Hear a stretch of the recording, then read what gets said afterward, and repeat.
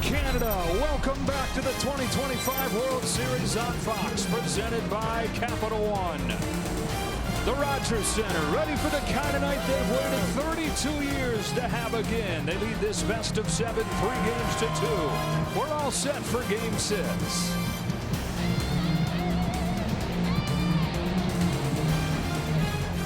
We welcome inside. Happy Halloween. Joe Davis with the Hall of Famer John Smoltz. And who would have thought that it would be the Blue Jays? Who would have thought at the start of this season, at the start of this series, after that 18-inning game? But they are one win away from their first World Championship in 32 years. It's pretty incredible. Going all the way back to the last week of the season when they had to win the division, they did. When you think about Seattle losing the first 2 games they had to win, they did. 18 innings? No way. They did. And the reason they do it is offensively, they make trouble for the opposing pitchers. You look at the home run comparison, 15 RBIs via the home run to only 9. And look at the multiple runs per inning. They make you pay if you make mistakes. The problem? They got a great pitcher they're going up against, but they're not afraid. Yeah, so the Dodgers, the defending champion, on the brink of elimination. But think about this. If I told you you could pick any pitcher in all of baseball to start a game like this with your season on the line, who are you picking? I'm going with the hottest pitcher in Yamamoto, and he has been unbelievable in the postseason. Coming off of 2 complete games, he did something no team has ever seen really in the last 2. Look at, you can't get hits. You can't get runs. He has 6 pitches. He throws 9 innings. They're going to need that performance, the Dodgers, if they're going to have any chance to have a Game 7. It doesn't matter who they pitch, though. It doesn't matter if Sandy Koufax comes back. If they don't get this offense going, they've scored 4 runs over the last 29 innings. They're hitting just .201 during the World Series, and so another change is in order for this lineup. And for the details, here's Tom Verducci. Well, thanks, Joe. Seldom used Dodgers infielder Miguel Rojas has no hits in the last 30 days. But facing elimination, Dodgers manager Dave Roberts has him starting at second base. Now, it has nothing to do with matchups or numbers. It has everything to do with Rojas being, in Roberts' words, a great teammate and glue guy for us all year. Plus, Rojas is a contact guy at a time when Roberts wants his slumping hitters to use the opposite side of the field more, and that includes Mookie Betts, who has dropped to 4th in the lineup for the first time in 8 years. Now here's Ken Rosenthal. Thanks, Tom. After George Springer was hit in the knee in Game 5 of the ALCS, Blue Jays hitting coach David Popkins told him, "You've got a Kirk Gibson moment coming." Springer delivered, hitting a go-ahead 3-run homer in Game 7, and tonight we will see what else he has in store. Springer is back in the lineup after leaving Game 3 with what the Blue Jays are calling an intercostal strain. 2 Kirk Gibson moments in 1 postseason. Joe, I look forward to your call. All right, Kenny, as this wonderful journey of a baseball season comes to a close north of the border, Game 6 coming up. You're not just playing for Toronto, playing for Canada. You can just feel the energy in the city. You come in here with a little bit extra juice. Canada's definitely behind us. Play for the city, play for the country. These are the moments that you don't take for granted. I wake up and I have adrenaline. Every pitch matters. It's definitely a dream come true. It'll finally kick in once we get onto that field. The ultimate goal of playing baseball is to be the last team standing.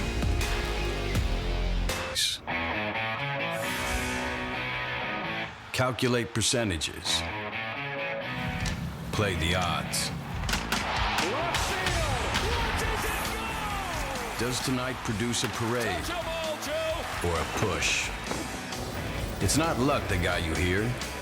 This has been mind-blowing madness.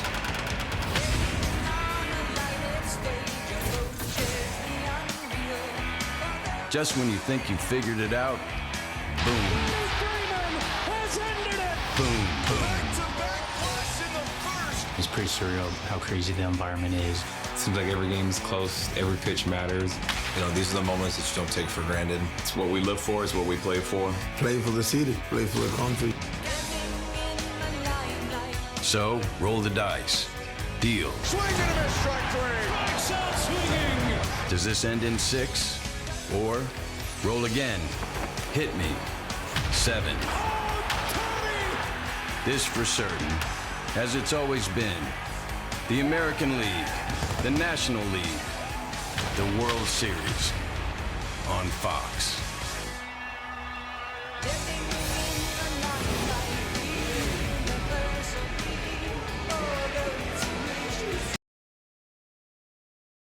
F1 is getting a lot of Oscar buzz. F1 will start streaming on Apple TV December 12th. Back inside Rogers Center, ready for Game 6 of the World Series. With the Dodgers coming to bat to open this one, the lineup from Dave Roberts will look like this. Ohtani leads off. Will Smith again bats second. Freddie Freeman plugged into the 3 spot, and as Tom said, for the first time in 8 years, Mookie Betts is a cleanup hitter. Teoscar Hernandez and Max Muncy follow, and it's Kike Hernandez, Tommy Edman, and Miguel Rojas with his first start since the division series. Well, the Dodgers are in their 23rd World Series. This is the 8th time that they enter Game 6 down 3-2. They're trying to win Game 6 from that position for the first time to force a 7th decisive game tomorrow night. And John, it was overshadowed by how good Yamamoto was in Game 2, but Kevin Gausman, he retired 17 straight at one point in that game, pitched into the 7th inning for the first time in his postseason career. He was fantastic, and he came out of the chute throwing a lot of fastballs. I would expect that might be changed just a little bit depending. If I'm the Dodgers, I'm going to be more aggressive on the fastballs, but here's the one thing. Gausman can throw his fastball away and down, and if you do that and you got an aggressive team, a lot of quick early outs. How about against Ohtani? He attacked him with fastballs in the strike zone more than any pitcher has all year. 7 of those 9 pitches were fastballs, and I think for the game of guessing is, do you think he's going to swing first pitch? Then you throw a splitter. And if not, make it a fastball away and make Ohtani and Betts and the guys who may be struggling on pitches away to beat you away. Dodgers came into this World Series having won 24 of their last 30 games, but now down 3-2. Can they force Game 7 in their quest to repeat? Blue Jays lose that gut punch of an 18-inning game. Get off of the deck to win 2 in a row at Dodger Stadium. 1 win from their first World Series in 32 years. There's no greater feeling than to pitch your team into a World Series championship at home. But the one thing you've got to guard against is the adrenaline in the crowd and trying to pitch perfect. You don't have to pitch perfect, but you better be nearly perfect because Yamamoto's on the other side. Yeah, it's Shohei Ohtani the lead off for the Dodgers. Off we go in Game 6. He thought he was going to swing. He did, and he threw a splitter for strike 1. Yeah, every pitcher thinks about what if, what could have happened, game plan the game, and you don't want to go off your script. When you go off your script, that means the other team's doing something to make you change. Gausman's 0-1. Ohtani swings and misses. Back-to-back splitters.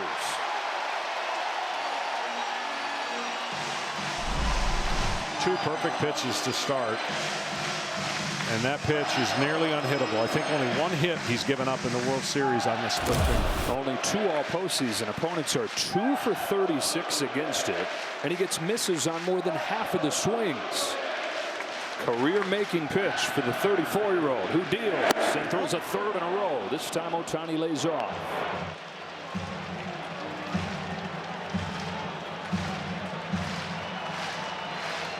Then the pitch of the postseason, not just his, but across the postseason. Everybody loving it. Here's his 1-2. 4 consecutive splitters to start this game. And when you talk about, do you go with what you got? Do you change things up? He really only throws 2 pitches. Yeah, he will throw a few more sliders, I think, tonight if he gets into rhythm. Fastball away here after 4 splitters if he wants. Know what you're going to get. Here it comes. Can you hit it?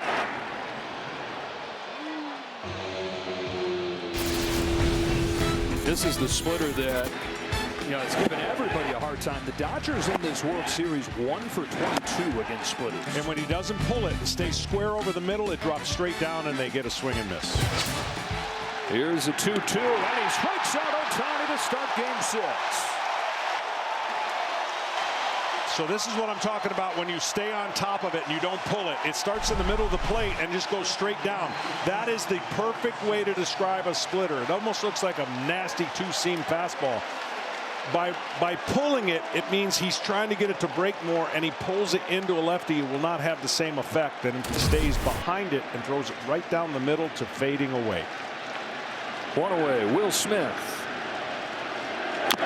Chops a first pitch fastball along 3rd. Ernie Clement watches it with the English bounce foul. Now with Will Smith, the mistake he made, don't think it's not in the back of his mind. He pitched Will Smith perfectly until that 7th inning home run where he leaked the fastball middle in.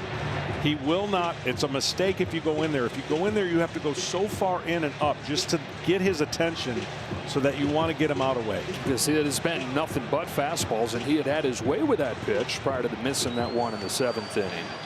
Mentioned that he had retired 17 in a row in Game 2. It was Smith's home run that snapped that. And one too many and one poorly located fastball. Smith has not done a whole lot since. 2 out of 14 in the 3 games in Los Angeles, but get in line when it comes to struggling lately in Dave Roberts' order. Can the offense wake up before that hourglass runs out on this Dodger season? 1 ball, 1 strike. Talking to Dave Roberts about changing the lineup, he said, look, if you do nothing, then you're burying the head in the sand. If you make a wholesale change, that's panicking. So he's trying to thread that needle to nudge this offense forward to a Game 7. That's down to 4. Rojas into the lineup. Smith on 1-1. Swings and misses. The reason I think his slider will be important, especially on the right-handers, even if it's not a pitch they swing or take for a strike, it's a pitch that goes away. See, that pitch went in, and you give him 2 different lanes to look at as a right-hander facing the right-handed batters. Strikes out Ohtani. There goes to 2-2 on Smith. He threw 4 sliders total in Game 2, none of them after the first. And so there is a way that he could look different facing this lineup the second time. So he's pitched in a lot of these games in his life, back in his backyard in Colorado as a kid. Kevin Gausman in his first World Series. Down the left field line, foul. See, now that he's thrown a couple that have been down and in, and he is such a good low ball hitter, I mean, it would be awfully tempting right here to throw a slider on the outer half and see if you can get Will Smith to expand out there now that those pitches were in. Anytime you pull one foul, looking for that ball in, see what he goes with here. 2-2. 11 pitches, hasn't shown that slider yet. Here he comes. There's he sticking with the splitter. Back-to-back Ks. 2 out in the first. Well, the best part about that pitch is he made the adjustment to the other side of the plate. The pitch in, that the slider that goes, the splitter that goes down and in, he fouls it, right? Gets out in front. Now you need to show him something on the other side, and he did. And look how far he missed it. After the 15 strikeouts in Game 5, 2 of them to start Game 6. Freddie Freeman. Freeman struck out all 3 times. That was where it was like, wow, is this offense in a place that is unrecognizable for one of the best contact hitters of this generation. He had the walk-off in Game 3, did Freeman, but overall this postseason just .237.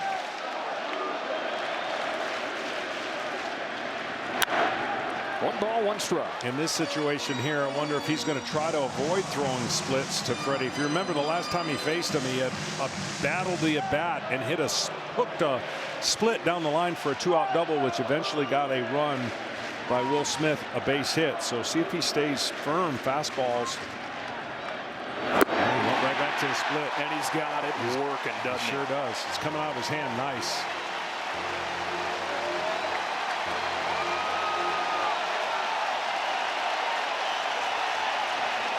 Kevin Gausman, a chance to strike out the side. That's exactly what he does.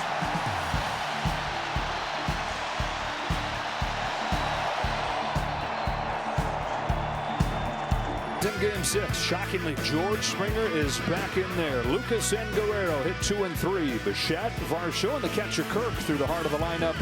And down at the bottom of the order, it's Barger, Clement, and Jimenez.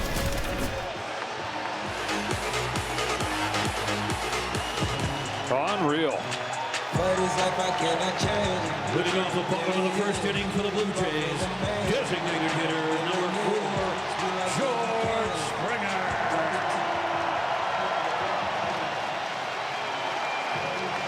Drilled in the knee in the championship series, came back from that, walks off of the field in Game 3. You're thinking there's no chance to see this guy again this year. Springer's back in there for game 6. Yamamoto comes home. Strike one. Hey! So the 27-year-old from Bizen, Japan, taking the ball for the Dodgers. The first guy in a quarter century to twirl back-to-back complete games in the postseason. And you came away from watching the replay of that, as Springer limps his way after that swing, even more impressed than you were in real time watching it. Yeah, he has 6 pitches, but he can do whatever he wants and whenever he wants. And we'll talk about how he navigated this lineup to perfection. 0-2 to Springer, high fastball, but not a good early sign there seeing George wincing like that. I know you were extra surprised seeing him. Yeah, I hope it goes well for him, and I can understand his desire to get in there, but he's facing the nastiest pitcher with swing and miss type stuff. No, there's nothing. I mean, it's guts right now. I mean, this is not a guy who has a controlled swing. He lets it fly, and I admire everything about it, but I'll be shocked. And look, if Springer says he's good to go, you're going to want George Springer, but they did fine without him. Lucas had 2 hits. Schneider had the home run. It's not like it's desperation to have him, and that can't feel good either. Checking a swing, but it's 2-2. And they say that this is not the only thing he's dealing with, that when this postseason wraps up, we're going to find out there are several other injuries George Springer's been playing through. Playing through the pain here in game 6. Wincing with every swing. 4 home runs in this postseason, 23 in his postseason career. That's 3rd all time.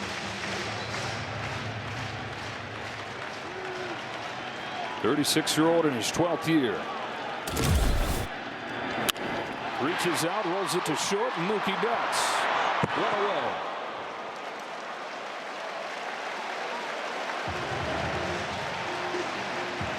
Whenever he's needed a big out and change of speeds, that curveball is unbelievable. But one thing that he did throughout the entire game is he never gave any hitter in any at bat the same first pitch. Think about that. 4 different at bats for guys, 4 different first pitches, 4 different ways to get them out, so that they don't have any way of rhythm and knowing what to sit on off of this guy. Nathan Lucas takes a fastball for a strike, so it helped him navigate through a complete game. It also gives you what you need to face a lineup again right away. Absolutely. It was a classic. I mean, that's a video he should go to for the rest of his life if he ever struggles. Lucas punches one to third that gets under Muncy's glove. And the gap between these teams defensively gets through customs from LA to Toronto. Muncy didn't see that. That ball, for whatever reason, the glare, he did not see it. Watch what happens. High bouncer can sometimes get in the lights, and watch him go to his eyes.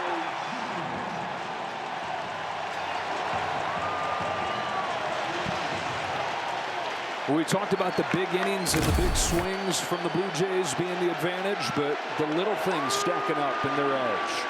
Valero takes a strike. One of the rare strikeouts of this postseason, and he's got 8 home runs and only 5 strikeouts in the postseason, but it came against Yamamoto. That was an unbelievable at bat.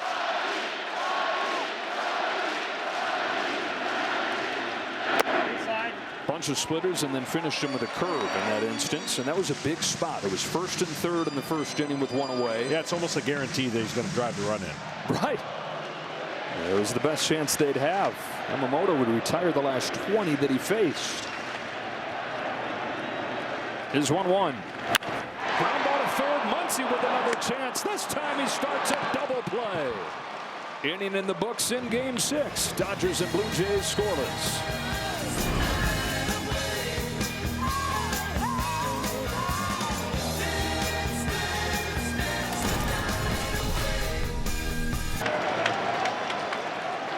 The 18th World Series game, first time a guy struck out the side in the 1st for the Jays. See if Mookie comes out of that first pitch take.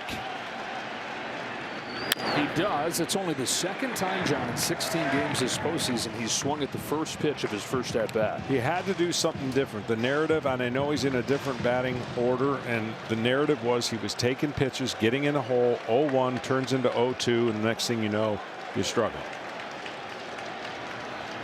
An 0-1 from Gausman. Betts swings and misses. 0-2 just like that. Dave Roberts pulled Mookie Betts and Freddie Freeman in together. He said, here's what I'm thinking. Mookie, I want you thinking I'm going to drive in runs. I'm going to hit you clean up. And Mookie said, I kind of like that. Finds himself right where he probably feels like he's been all October, though. Down in the count as he tries to snap out of it here. Now, the last time the Dodgers faced elimination was in the division series last year against the Padres. Betts was struggling badly at that point as well, but he was the guy that had the spark. He homered against Dylan Cease in the first inning.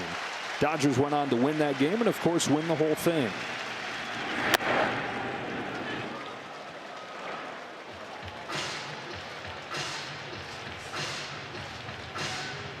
Dropped him down to 3 for Game 5. He went 0 for 4. Just 132 since the start of the championship series. Guys that just come at him with fastballs.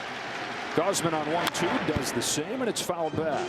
He's been popping everything up, and throughout the summer as he went through his worst offensive season, this is what it looked like a lot of the stretch. Yeah, and that angle on the fastball is not going to get it done because that's a high launch angle, and he's got to be able to get flatter and go the other way. When you're trying to pull and lift, you're going to run into a lot of that, and it's all mechanical, and it's the worst time to have it. Roller to third. Clements got it. That's the first out of the second. Gausman's retired the first 4. You know, we talk about it all the time about a pitcher making an adjustment. It's easier for him in a series, granted he's not pitching every day, than a hitter who's in a funk and he's trying to just do anything he can to taste a hit. Anything to change the mental game that goes on when everyone's asking you questions of why are you struggling. Teoscar Hernandez had a couple of infield hits in Game 5. 2 of the 3 total for the Dodgers, whose average in this World Series has dipped below the Mendoza line, below 200. No team has won a World Series with a sub-200 average since the 1962 Yankees.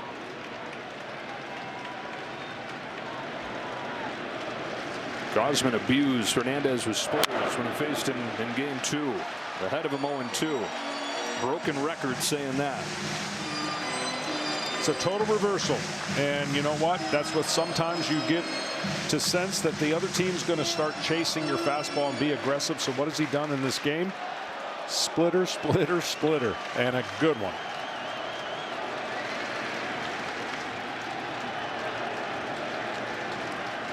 Home with an 0-2. And another splitter for a 4th strikeout.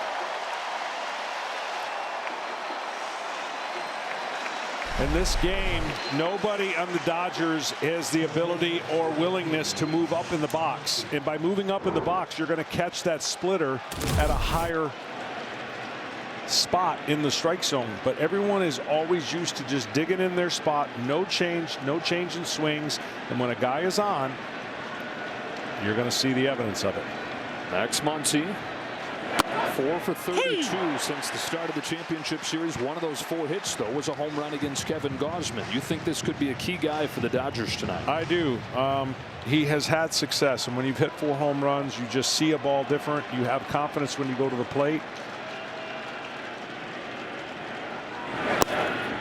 The more of those that he can stay off of, the better it's going to be. And look, it's easier said than done. I mean, they've faced him a ton. So it's not like it's foreign. It's just, can you be on the fastball when it's in the zone and not miss it, and stay off of the split when it's out of the zone? 1-1 pitch. Muncy swings and misses, dances away. And then the other thing, the last thing, when you're trying to hit that pitch and you're trying to pull it, you're done. You have to almost approach it like I'm going to see that pitch and go the other way. And if it just happens to miss the location and goes into your barrel, you'll pull it. 19 of his 29 pitches, splitters. And a ton of swing and misses.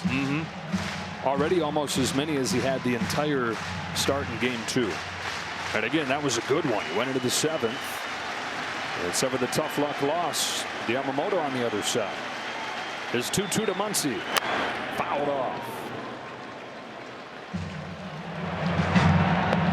Drafted in 2012, got to the majors in 2013. 13th year, 5th different team.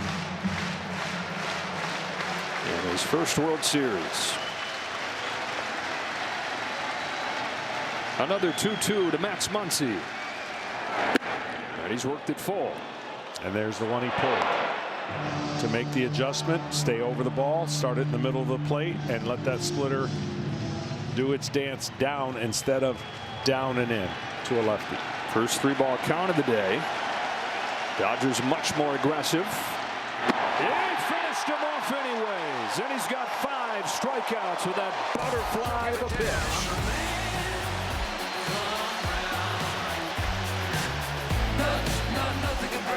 Nothing can break me down. I'm the man. Come around and nothing can break. Yeah, that guy's got the good stuff going tonight. 5 strikeouts over 2 perfect innings for Kevin Gausman, trying to pitch the Blue Jays to the World Championship. Strike 1 on Bo Bichette. It's a change for the Blue Jays from when they faced Yamamoto in Game 2. Bichette wasn't in the lineup. Man, has he been awesome. Above 300. He's knocked in a run in 3 straight. Parachuting into this World Series after missing a month and a half.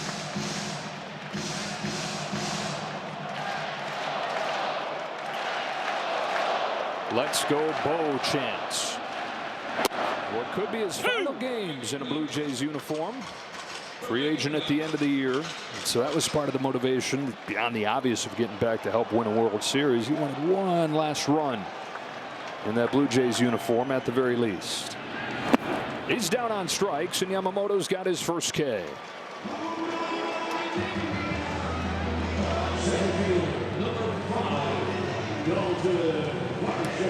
No score, second inning. Here's Varsho.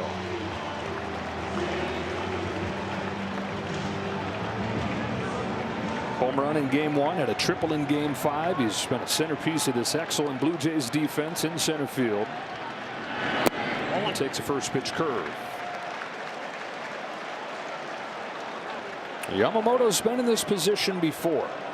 That is Game 6, facing elimination. His last game in Japan, the Japan series, his team down 3-2 when he threw an 138 pitch complete game.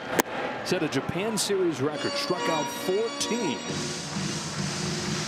Pitched for Team Japan in the WBC. He was their ace and has already shown in a short time in the big leagues he loves the big games. Well, if you're wondering what makes him so tough, his fastball rides and holds a plane. So if it starts low, the hitter thinks that's going low below the zone. It doesn't. And then he follows it with that splitter off the same height. But I'll tell you the weapon that doesn't get talked about enough. When he wants to change spins, change speeds, and get an out, it's his curveball. He's gone to that curveball in so many crucial spots that that's become a huge weapon. Since the start of September, John, opponents are 3 for 45 against that pitch. Varsho flexes one to short, and Mookie Betts 2 away. T-Mobile, the best network in the game, is now the best network in America. Alejandro Kirk music. 6 RBIs in this Fall Classic, leads everybody.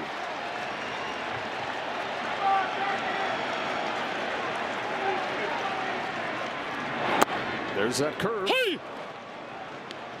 Kirk, not necessarily a power hitter, but you go to the last 2 days of the regular season, starting right there, 8 home runs and 20 RBIs in his last 18 games. Becoming a monster when his team needs him most.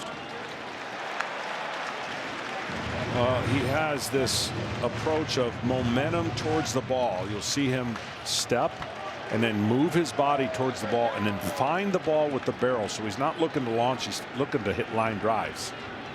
On a 1-1 from Yamamoto, he takes a fastball outside. And with that approach, he can hit down and in, up. He can hit up, he can hit away, he can go to all parts of the field, which makes him tough to defend and pitch to. 3-1.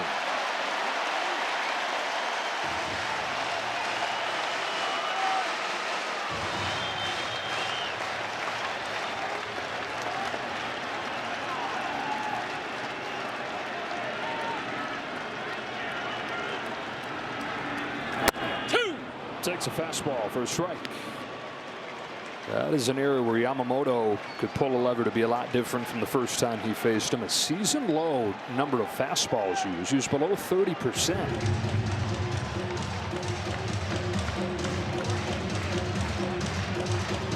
Been a theme for Dodger pitching throughout this World Series. Very low fastball usage. Yamamoto to Kirk with a 3-2. High pop fly to right center field. Teoscar Hernandez or Tommy Edman. It will be Tommy Edman to wrap up a 1-2-3 second. Huddling from Toronto. No score here in Game 6. If tonight's game ends in a walk-off, besides it winning the Blue Jays the World Series, Capital One's going to donate $10 grand to the Jackie Robinson Foundation as part of the Capital One walk-off program. Kike Hernandez starts this inning for the Dodgers, looking for their first base runner against Kevin Gausman. He has 5 Ks over 2 perfect innings, and he's downstairs with a first pitch slider, first one that he's thrown. Hernandez homered for the lone Dodger run in Game 5. Was 4 for 19, strikeouts more than half his at-bats, though.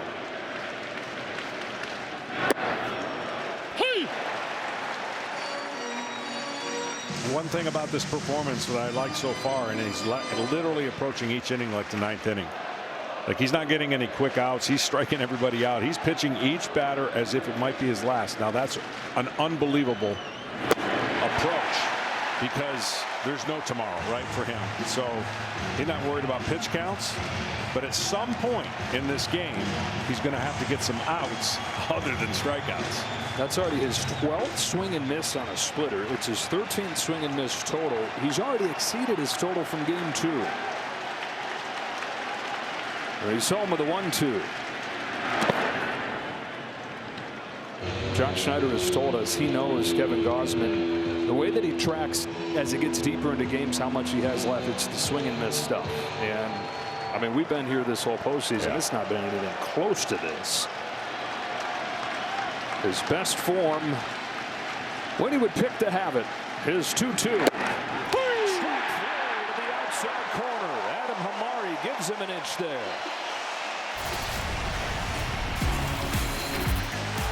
Well, these splitters over the middle of the zone are dropping so far that the hitters are missing him by a foot. And right now, he's like, I don't need my defense. The heck with him. I'm just going to keep throwing this pitch. And then the slider that he gets freezed on the outside corner. Man, what a start to a dream scenario for Kevin Gausman. Tommy Edman down the line. And the first base runner for the Dodgers will be Tommy Edman. Extra bases here in the third, a winning double. Well, look like they might not make any contact tonight, and then whack. Edman connects.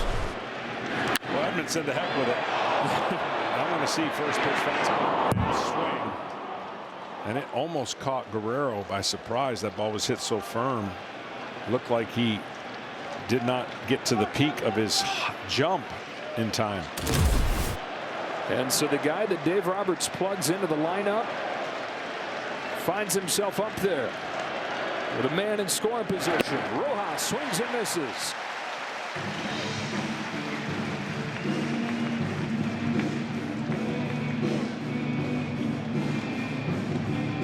Rojas 0 for 2 in the World Series, 3 for 10 in this postseason. First start since the division series here. Dave Roberts making an old school decision right here, saying, I'm just playing the guy who I trust. Said he thought to himself right after Game 5, Rojas. And then he texted Rojas. He said, hey, second base, you're in there for Game 6. Rojas said, I got you.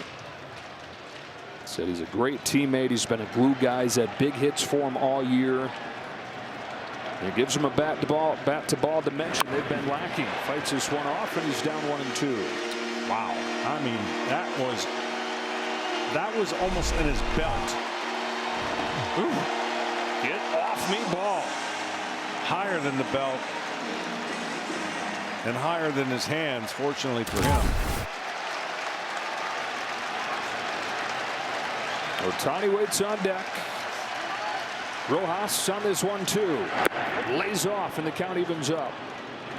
36 years old.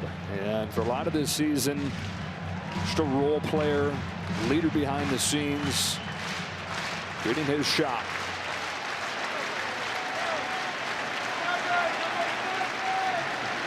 Two-two pitch. Rojas takes strike three. Fastball to the knees. 7 for Gausman. They're not going to pitch to Ohtani, I wouldn't think. Maybe they will. No, they're not pitching to him. Well, Hernandez got rung up on a pitch that looked to be a touch outside. Rojas gets rung up on a pitch that the Dodgers are shouting was too low.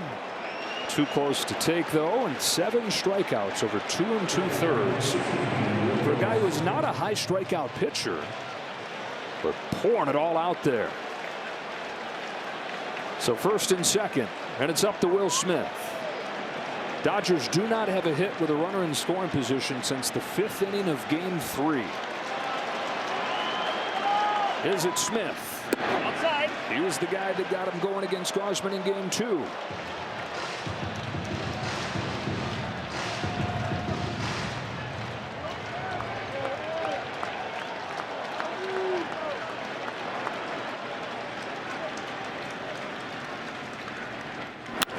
Hooked down the left field line towards the corner. It is a fair ball. Will Smith delivers a 2-out double. Tommy Edmonds in to score, and the Dodgers are on the board first in Game 6. Just kept it fair. And the first hit with a runner in scoring position in days for LA. Again, another down and in inside part of the plate. He is so good. I actually thought Ohtani would be able to score on this ball, but he was stopped at third, and good play by Toronto to keep him from scoring. So now second and third, Freddie Freeman. So the Dodgers get on the board first. With Yamamoto on the mound, trying to force a Game 7. Feels like a huge at-bat right here. Dodgers have not scored more than 2 runs in an inning in this series. Freeman takes in the dirt.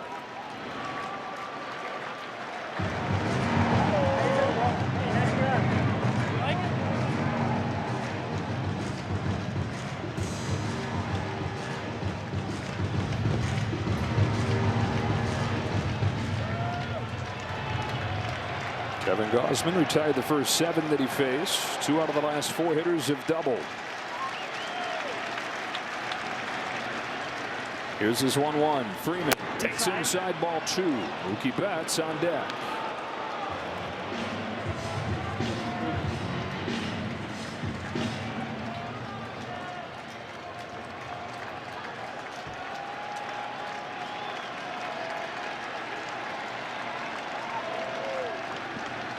Gausman's 2-1 is in the dirt for ball 3. Freedom of pitching without anybody on base is certainly what every pitcher wants to do. And then once somebody gets on, and of course in scoring position, it starts getting a little more tense, and the pitches are trying to be made a little more perfect. Freeman takes ball 4 to load the bases, and how about this? Mookie Betts comes up with the bases loaded. Pete Walker out for a visit. First walk of this game issued by Kevin Gausman. And Mookie Betts, we talk about it coming into the World Series. A lot of things are going to funnel to him with him hitting second. The way that they've handled Shohei Ohtani, well, and the cleanup spot, things are designed to funnel to you. He's 0, or they're 0 for their last 13 with the bases loaded, and Betts in the postseason has left 24 men on base. Yeah, that's shocking, and certainly, again, 162 season, you go through stretches like this, no big thing because you know he's going to be on the other side of it. But in a best of 7 or even in late postseason, it gets magnified. And if this were to play another 7 games, he would have the opportunity to atone for it, but we don't have that. So it's what you do for yourself and your team right now. Dave Roberts said to him yesterday, hey, drop it all. Drop the baggage. Go be good for one game. Right now he's thinking go be good for one at-bat. Bases loaded, 2 gone, 3rd inning. Mookie Betts takes ball 1. Not close with the first pitch slider.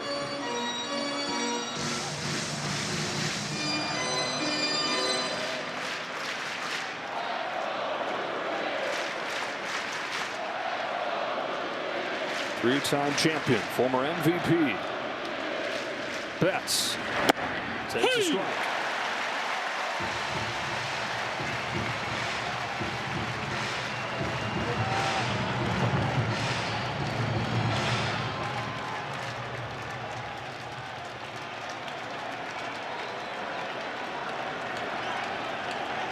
The 1-1.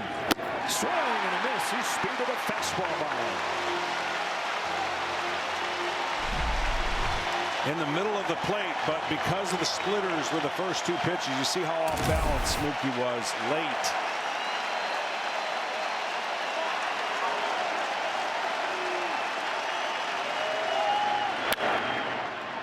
Stayed alive. Turned it up to 97 there.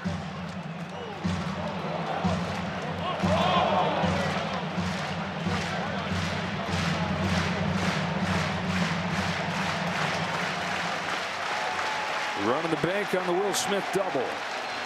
Onto the 1-2 from Gausman to Betts. Base hit left field. Ohtani's in to score. Here comes Will Smith. Throw to the plate's not in time. Betts breaks through, and so do the Dodgers. Oh, an exhale and the monkey off his back. The Dodgers lead Gausman and the Blue Jays 3-0.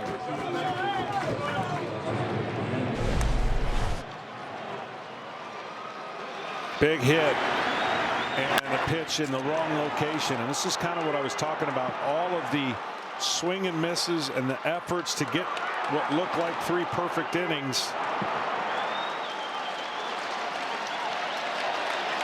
Now trailing 3-0.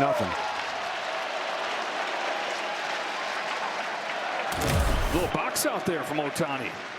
Teoscar Hernandez with a check swing along 3rd and foul. Looked like him and Gausman were getting in there to rebound. So what does that have to feel like for Mookie Betts? Weight of the world on him. Lifted there as he comes through with a 2-out, 2-run single. And the Dodgers got the game's first run, but it felt like that was a spot where they had to get more. And they have their first crooked number of this Fall Classic. Yeah, we showed it in the top of the open there about what the Blue Jays have done. 3 times they've scored 3 or more. The Dodgers had a 0 in that column. Well, no more. 3 spot in the 3rd inning.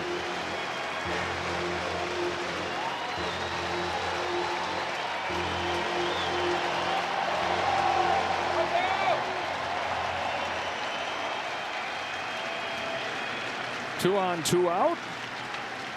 And an 0-2 pitch. Strikes him out again. He has struck Hernandez out all 5 times that he's faced him. But the Dodger offense able to come through here. 2-out rally to score 3 runs. It's Mookie Betts, a line drive swing. Dave Roberts moved him to the cleanup spot. I said, I want you to be a run producer. And he comes through. The Hall of Famer more than approves. 3-0 Dodgers, middle 3. Guy probably feels like he could float right now. He even lets a smile out. Jeez, you can just see it on his face. Mookie Betts with a 2-run single. Dodgers with a 3-0 lead as Yamamoto goes back to work downstairs with the first pitch to Addison Barger.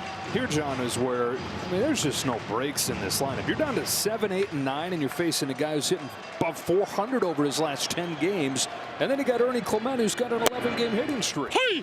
Yeah, and let's not forget 11 of those innings in the postseason. In the extra innings, they basically did nothing. So the numbers look even better for the Blue Jays. But that's what makes them tick. 7, 8, 9. And then they just keep turning the lineup over. Over 6 runs per game. That's top 5 in playoff history. Bam Bam Barger, they call him. He's been able to harness that personality, that high effort swing to work in the playoffs. It's a guy who started the season in the minor leagues after he hit just 197 last year in his first taste of the big leagues. He said he started to question everything he'd always done, tweaked his stance, tweaked his approach, just changing his swing. He got back to doing what he's always done, trying to crush it. Down the left field line, he's got a fair ball. Ricochets off that angled sidewall into no man's land. Hernandez tries to pick it with a bare hand, doesn't. It's a leadoff double for Addison Barger.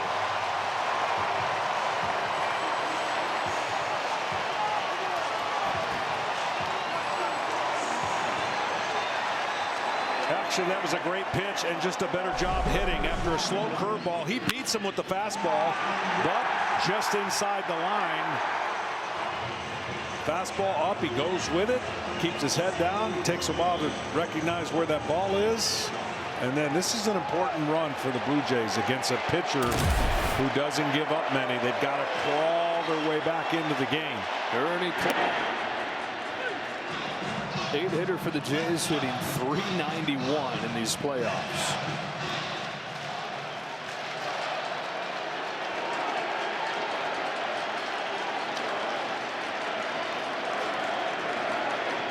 On an 0-1, Clement grounds it, foul, strike 2. Rewarding Performance is sponsored by Capital One. And here's a guy who embodies the Blue Jays so well. Nobody saw them coming. Nobody saw him coming. This is a 200 hitter bouncing around with Cleveland and the A's. Comes here to the Blue Jays, plays a role. But even to begin this season, he was a platoon guy. Best stretch of his life coming here in the playoffs. But Yamamoto strikes him out on 3 pitches. Clement unable to advance the runner. This is what makes this guy so tough, man.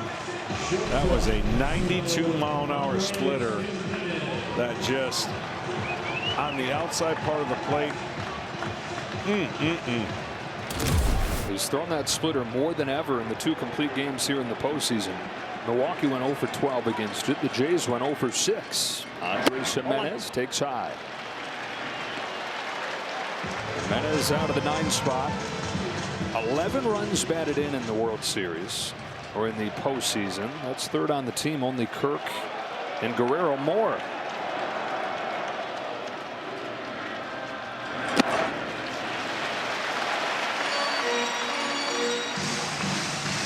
The only thing that you can pick up about what Yamamoto's doing from a hitter's perspective is rarely will he throw back-to-back curveballs.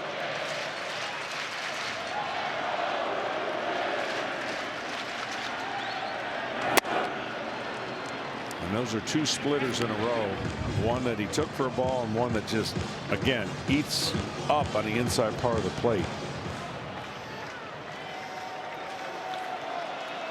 Top of the order, Springer on deck. Leadoff double from Barger. He's at second. It's a high fastball, and it's ball 3. You got a .391 hitter in the 8th spot. You got a guy with 11 runs batted in, 3rd on the team in the 9th spot. He's the shortstop, supposed to just be in there for his glove and help turn the lineup over. He's been a run producer. 3-2. Amazing 3-1 pitch right there. Just when you think the hitter's like, he's going to challenge me, he doesn't. Now that brings in 4 different pitches to get him out. And he's thinking about in that computer, what pitch do I go to? Do I go to that breaking ball that he gives up on? The change of speed? Throws another splitter at second. Rojas to get Giménez. Up to 3rd goes Barger. Up to the plate comes Springer.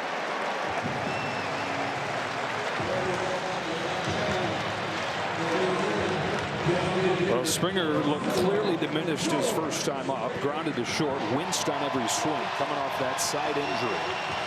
Man, I know he's not going to do it. Muncy's almost in left field. All he has to do is lay down a bunt. Pass the pitcher towards Muncy, and there's nothing they can do about it. Hurt a lot less than swinging. Yeah, you can tell it's the furthest thing from his mind. You can see it on his face stepping into the box. You can see that he's like bracing himself for the pain that is about to come. No doubt. This is the kind of injury that typically wipes a guy out for weeks.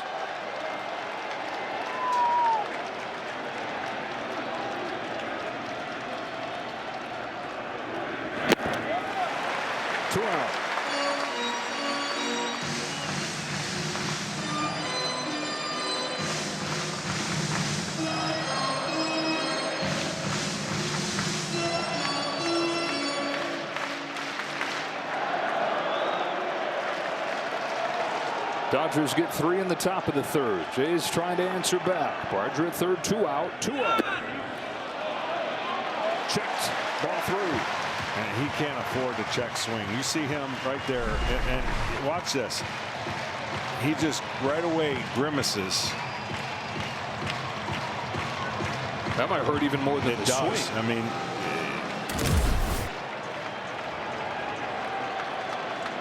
Yamamoto falling behind him 3-0. Who knows if he can swing his best? He shoots one to right center field. My goodness. George Springer gets the Jays on the board through biting pain.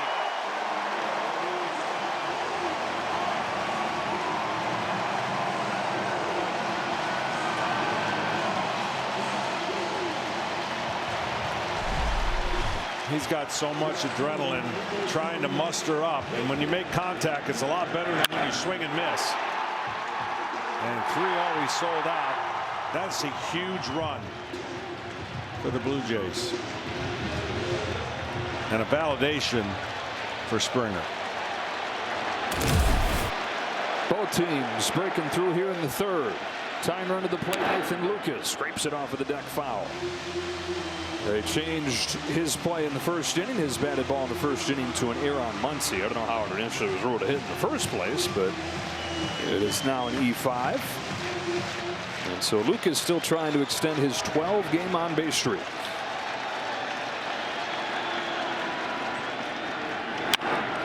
Flies one the other way. Kike Hernandez goes back out. He's got room and ends the inning. Blue Jays get a 2-out hit from George Springer. Shocking that he's in there. He's come through, as he often does. 3-1 in Game 6.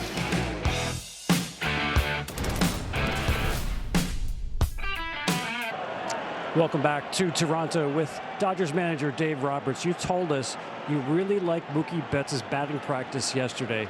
To see him get on top of that fastball and not underneath it, how sweet was that to you? It was sweet, you know, and hopefully he can build off that confidence. I know that's a big weight off his shoulders, and you know, he finally got a pitch he could hit and did something with, put the barrel to it, and yeah, that was a big at bat, and you know, set up obviously by Will Smith's big at bat, and Tom had leading us off with a double. So really nice hitting that last one. So here the ground ball to Clement for the first out. You mentioned Will Smith. You moved him behind Shohei in Game 5 in part to provide protection after they walked him so much. It paid off. What is it about Will Smith that makes him so good as a protection piece? He's number one. He's a really good hitter. He can hit to all fields. He can hit right-handed pitching. You know, his heartbeat is really good. He's unfazed by that. And obviously, you know, when you get intensely walk Shohei to get to you, it's just he's unflappable. And Yoshinobu Yamamoto, what do you see from your pitcher tonight? I like it. I like his stuff. You know what I think right there, you know, the Barger block ball, 2 strikes, which he's shown good piece of hitting. And then I almost got behind Springer, and Springer did a good job staying on the cutter to drive and run with 2 outs. Thanks so much, Dave. All right, to you. 2 outs on 3 pitches right there for Kevin Gausman. We're in a 3-1 game here in the top of the 4th. Tommy Edman coming to the plate. Edman, hardest hit of the postseason, his first time up. Start that rally last inning. 105 double down the line. Dodgers got 3 in the 3rd.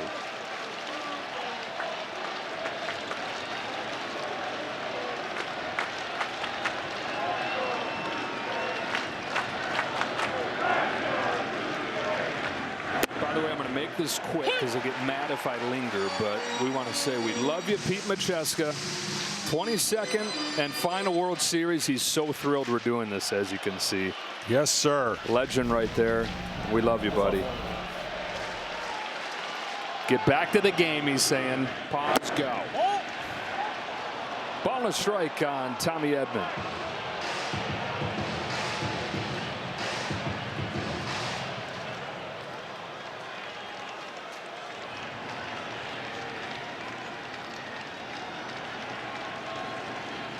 Gausman fires. Swing and a miss on the high fastball.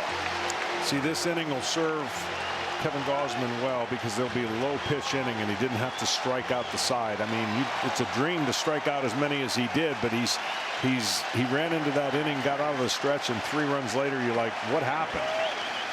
And they're looking for a breeze of an inning to follow it. The splitter has been dynamite, getting misses on 75% of the swings. You get above 30%, you're feeling pretty good. 75. 2-2. Fights off a fastball. Yeah, they've been so good that normally a splitter, when it's in the zone, you get weak contact, you'll get quick outs. They're just swinging misses, so he's had to throw a lot more of them, which when it's that good, I mean, good problem to have. Good problem to have. Santa Claus in here for Halloween. On the hands. Headed for Ernie Clement. And Kevin Gausman after the long third as a 1-2-3-4, and he's got his big dog leading off. Vlad Jr., Bo Bichette, Dalton Varsho when you come back. Progressive Insurance, step up to the plate for savings. Happy Halloween. The kiddos of our crew members who work so hard all October, tough being away from their families on this day and throughout the month, but we so much appreciate best crew in baseball, best crew on TV with us here. And hi to the kids back home. I bet he trick-or-treated in his day. Here he is leading off in the fourth inning for the Blue Jays, taking a strike from Yamamoto. This is the matchup of the night. These two guys head-to-head. Yamamoto won the first one, a double play. From 3 different pitches. He hasn't made a mistake, and he hasn't left one fat in the middle of the plate. And Yamamoto can pitch in the strike zone about as well as anybody. They have only 2 hits in the last game in the strike zone. Man, I mean, Vlad Jr. has more hits than he has swings and misses in these playoffs. And like half of those swings and misses have come against Yamamoto. Yeah, just a great job expanding the zone, going low, up. Oh, strike 3 call this time. A splitter to the knees to get him.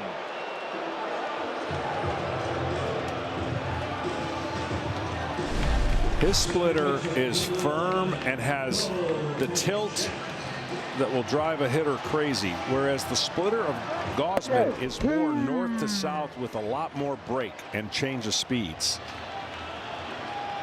He said that's down. Adam Lamar, who's had a pitcher-friendly zone in this game, and then a curveball as Bichette waving over the top.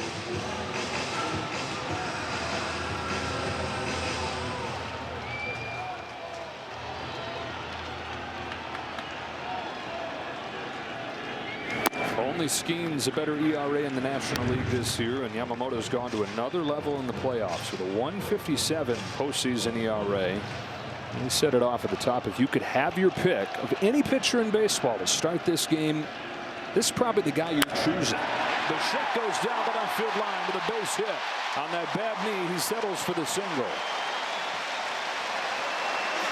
Play Ball is baseball's global youth initiative to highlight the fun and accessible ways to play our great game. You can learn more, including how to find a league near you at playball.org and at Playball on social media. And the reason I'm picking him is because he's one of the few guys that can go 9. All those other guys you mentioned are great. They're fantastic, but they're not going, as we see Ohtani taking some swings, they're not going 9. He's going 9, and he was willing to come in extra innings after a complete game and pitch. So it really is the easiest choice. When you ask me that question, I'm like, that guy hands down. You're talking about game 3. So he's done all these amazing things while he's pitching. The most eye-opening thing that he's done didn't even involve him throwing a pitch. Volunteering to pitch as that game 3 wore on. 1 ball 1 strike on Dalton Varsho. Dave Roberts said he asked Mark Pryor, what are we going to do as this thing goes deeper and deeper? And Pryor says, yeah. And Dave said, that's not an answer, Mark. And Pryor said, well, look, Snell threw a bullpen today. He's not available. We're not going to Ohtani. Glasnow started the game. But Yamamoto just came up and said he wants to pitch, even though 48 hours before that he threw the complete game. Dave looks down to the end of the dugout, and there's Yamamoto staring right at him with a little smile on his face. Another inning goes by. The game keeps on going. Dave says, go get ready. And had that game gone to the 19th, Yamamoto is going to pitch.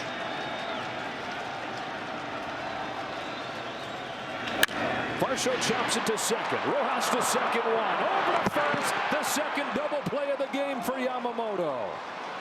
Dodgers up 3-1. They've got their guy doing it again. We're back after a word from your local Fox station.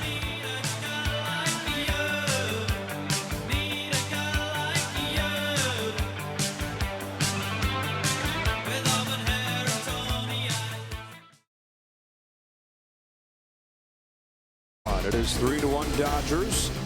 Tomorrow starts Saturday strong with the undefeated top-ranked Buckeyes hosting rival Penn State at the Horseshoe. Starts at 10 a.m. with big noon kickoff, and then Penn State, Ohio State on Fox. Line 1-2 for the Dodgers against Kevin Gausman. It's Miguel Rojas to take upstairs for ball one. Gausman has struck out already 8 Dodgers, but LA broke through with a 2-out rally in the third as they try to force Game 7. Ohtani and Smith to follow. Rojas takes a strike. Listen, there's something about having been there, done that, and what the Dodgers, we talked about it, what they did against San Diego last year. The narrative was not going to be great, and they said, the heck with the narrative. We're going internal. We're doing everything we need to do ourselves, and they responded.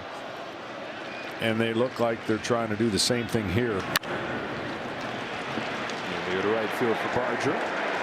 With a much different approach, right? Last year was all bullpen. This year, avoid at all costs. Yeah, it just there is value in experience, and I always said that experience is only as good as the ability to put yourself in that spot to gain from it. Because if you play terrible, what does experience mean? Nothing. So it's time they had to get their offense going, and that man right there delivered a big hit. That was after they walked Ohtani intentionally. Will Smith doubled in the first run. Freeman walked, and Betts came through with the bases loaded. Ohtani takes a strike. Up and down this lineup. Dodger Stars, they're trying to get going.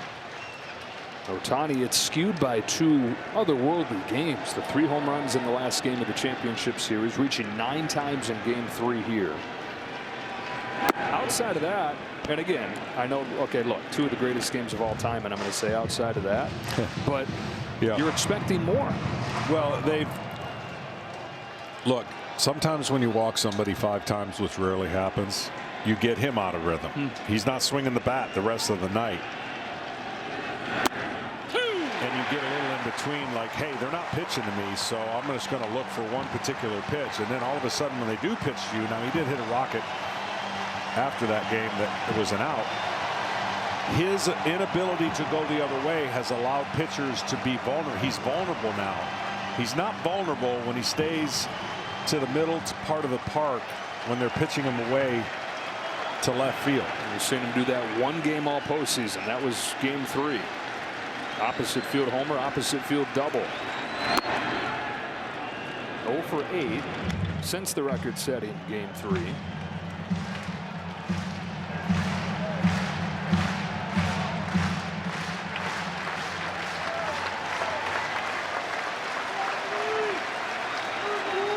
This 2-2. Shohei golfs it down the line towards the left field corner. Lucas is over. That becomes a souvenir. Well, those 2 monster games, and Game 3 reaching 9 times. That has his average at 300 for the World Series. Rest of the team below 200. He's not the only MVP in there. You got Freddie Freeman and Mookie Betts as well. 29 combined all-star games for the group.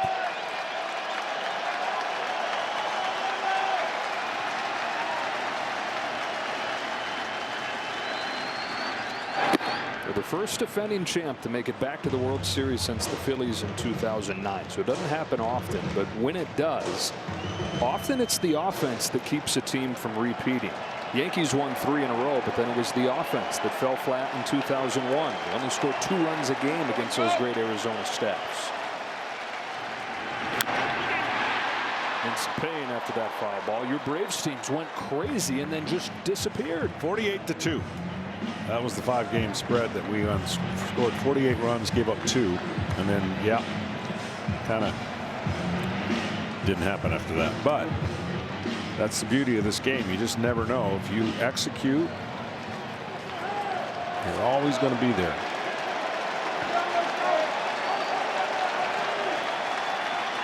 Another payoff to Ohtani and a bouncer foul. The all-time fall flat of a team trying to repeat 1966. The Dodgers, they got swept by Baltimore, didn't score a run after the third inning of game 1. It is hard to do, and often the offense is what undermines it. Another payoff and a grounder to first. This one he keeps fair, and Guerrero takes it himself.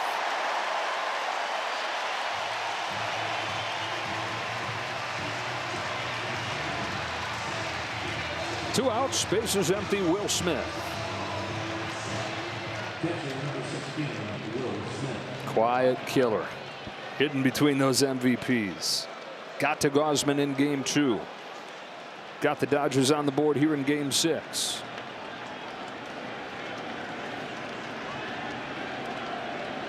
Dodger catcher Will Smith looks at a fastball that misses. If they'd have been set up out there, it would have been a strike. But they were set up in, and he pulled it.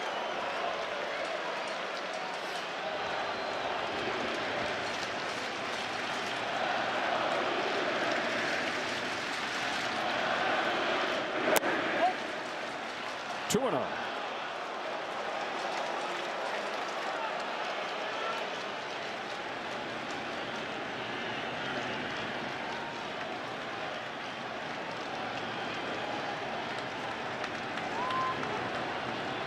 Gausman fires. Smith lifts the ball to left center field. Lucas on the run, gets there.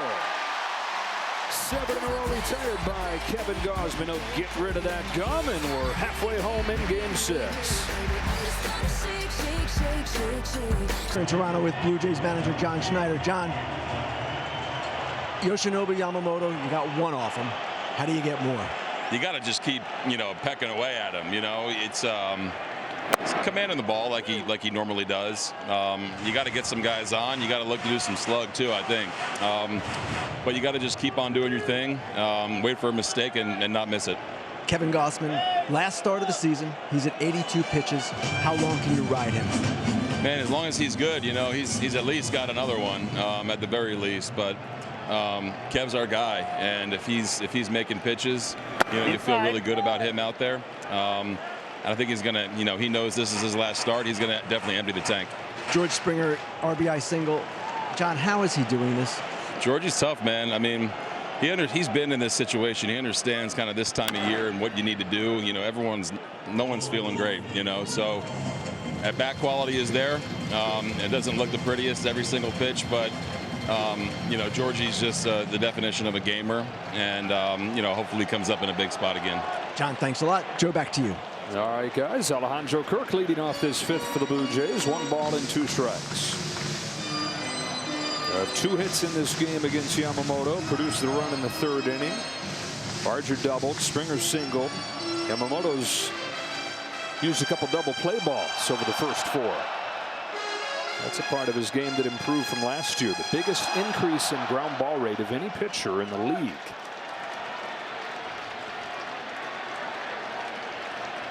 Here's his 1-2. Nope.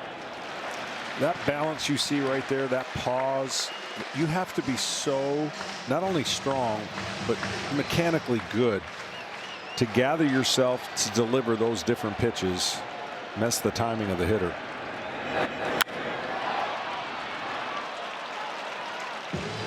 Six, 7, 8, 9 coming up here. Story of this season, the Blue Jays bounce back years from their stars. Vlad emerging in the postseason to another level, but then the breakout guys to round out the roster. Kirk already an all-star, but for him it was a bounce back year. He struggled some last season. Guys like Barger and Clement fueling these Blue Jays. The Glue Jays, as they've been dubbed.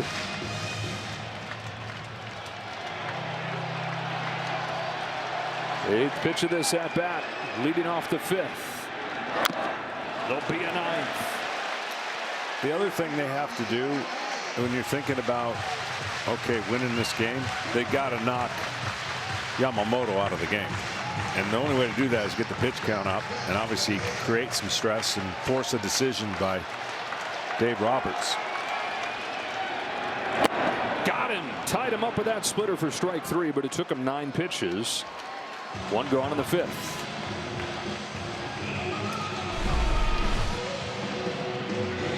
Well, that one was the nastier one. That movement, that one almost moved about 3 feet. But here's the delivery. See how balanced he is right there? And then he gathers himself and comes into a perfect fielding position and head towards home plate. Unique training regimen. He doesn't lift weights. He's got a javelin throwing program that he strengthens his arm with. Dodgers were totally open to him doing whatever he felt like he needed to do to get ready for his starts. Coming over from Japan, he brought his own guys, own trainer. Second season, dominated in Japan, 3 consecutive MVPs there, and then signed the largest contract ever for a pitcher. His first year was good, but he was injured for a lot of the year. This year, great. This postseason, something else. His 2-1 to Barger. Outside. Curve is a little bit outside. He just got so many pitches to get back in the at-bat. Like 3-1 is not a count you want to live with in the postseason or as a pitcher, and he can navigate it. That's just because the hitter doesn't know what's coming. You can't sell out. You can't say fastball automatically. And because he has done a great job in not really backing up 3 pitches in a row or rarely throwing, like I said, curveball back to back, you're wondering, when's the curveball coming? When's the splitter coming? Payoff. Another fastball to strike him out. And yeah, the fastball looks like it's surprising Barger. The reason is he's only throwing it 20% of the time. He just pitched backwards right there, and it was perfect timing. 3-1, fastball on the corner, down. 6 pitches, and he can hit a flea with any one of them. Like a video game set on easy, the way he controls. Fastball grounded up the middle. Mookie Betts makes an error. Second of the game in the Dodgers. I don't think he would have thrown him out. As great as Mookie is, and it is a hit. Yeah, I don't think he could have thrown him out. Mookie's made every play so far. This one just catches his thumb, but now he's got to turn and throw and get a pretty fast runner out. We're used to seeing him make it all the time. No, not an error, but a play Betts tell you he would like to be able to make. And now fly to center field. Tommy Edmonds going back, and no worse for the wear. Only 1 extra pitch, and it leads to 3-1 game to the 6th in game 6. The Guerreros and Bichettes aren't the only big league father-son combinations we got going here in Toronto. How about Dan Shulman, who's the longtime TV voice of the Blue Jays on the national TV call in this postseason run for the Jays. His 25-year-old son, Ben Shulman, is the radio voice of the Blue Jays. Special. Get to see each other every day here. They said they text during every game. What an amazing thing. 3-1 game. Dodgers in front here in game 6, trying to force a decisive game 7. Freddie Freeman takes strike 1 from Kevin Gausman. Freeman walked to load the bases for Betts, who delivered the hit of the night, 2-run single.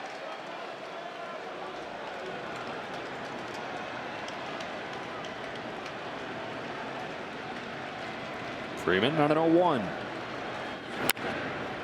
Golfs it into shallow center field for Jimenez in the first out of the 6th as we go down to Tom Verducci. Well, that key at bat by Mookie Betts was a result of seeing 3 straight high fastballs. Why not? That's how they've been beating him. Fastball up underneath it. Fastball up behind that, underneath it. And finally the 3rd straight fastball on top of it. Now they've been beating him with fastballs, just 1 for 10 on fastballs in the zone. A baseball is less than 3 inches from top to bottom, so the difference between hitting the middle of the baseball and the bottom, just fractions. And you see how hard Betts was on himself after the Game 5 loss, the latest game where he struggled. He said, I've just been terrible. Grinding away, trying to figure it out. Very mechanical hitter. Just a touch off. Does that base hit unlock something bigger? If your arm speed as a pitcher is off a little bit, it's going to affect your pitches, and you're not going to be as precise. If you drop or you're off just a little bit and your bat barrel getting through the zone, you're going to be underneath, and that's what he's been. The timing of it is the difference between those getting on top of the ball or staying underneath. That is a foul ball, just barely. This base hit made it 3-0 Dodgers in the third inning. First hit with a runner in scoring position since midway through Game 3, and this is back in LA at the Dome at Cosm. Shared reality experience we were showing the other day. Bats up the middle this time. The shot was positioned well. Charges and throws to get him. No experience at second, no problem for Bo Bichette.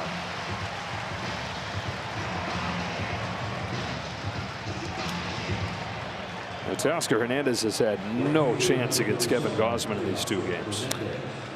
No, he's seen every split has been perfect. He's like, can you just hang one? Maybe give me a chance. But every split's been starting down and getting below the zone. And he has not been able to stay off of that pitch. 0 for 5 strikeouts on 18 pitches. The minimum to do that is 15 pitches. And then you take one knowing you're going to get a split, and you're thinking there's no way he's going to throw for a strike, and he does. Now watch him just inch below each one of those to try to get him to chase after he get one for a strike.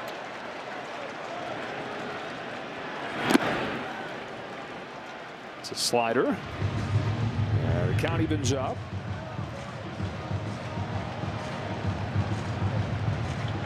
For another quick inning here, and then the bottom of the order coming up after that. See if John Schneider continues rolling with him, considers giving him another inning. Fastballs by him, one of each. That was dirty right there. That was a man. Watch this swing. He's like, no way you're throwing me a fastball. Oh, I got to get, and it's too late. Splitter, slider, fastball. Now what? Splitter.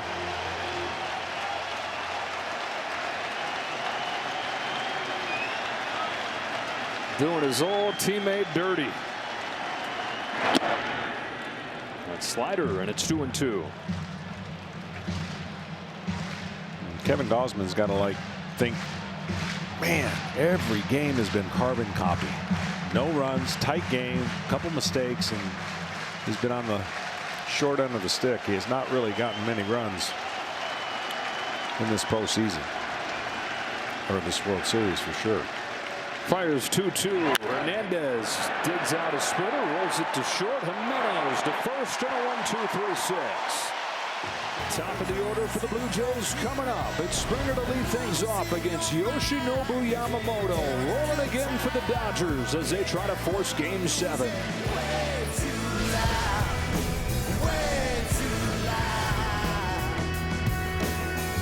Your team, your players, baseball your way. Follow the World Series on the MLB app, the #1 app for live baseball. George Springer bounces the first pitch of the 6th inning to Mookie Betts, and 1 pitch, 1 out for Yamamoto. Left field, number 38, David Lucas. In his quest to get the Dodgers to Game 7, he would love to take down this entire game. And in this World Series, 14 1/3, 13 strikeouts, has not walked anybody. That's unbelievable. Look at a fan on the field.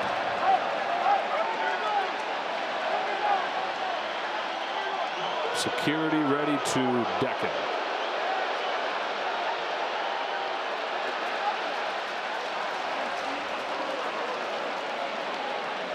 Glass half full gives us a chance to get a quick word from Capital One. What's been the highlight of your career? And that'd have to be bank guy. I've always been passionate about no fees or minimums on checking accounts. What's in your wallet?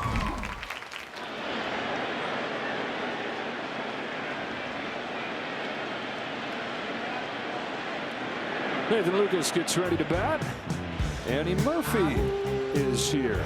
We got like half of the Schitt's Creek cast Eugene Levy. Jerry O'Connell in his Blue Jays gear. Yeah, champions in 92 and 93. Hall of Famers. Brothers of yours in that regard. Paul Molitor, Jack Morris.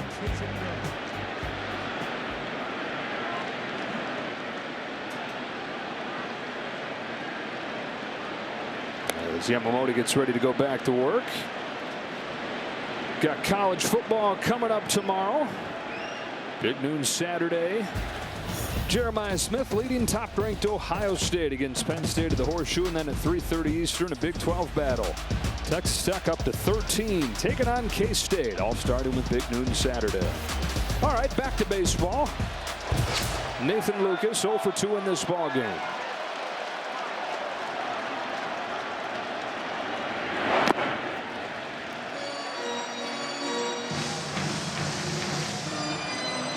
Slow curveball. Here comes something firm.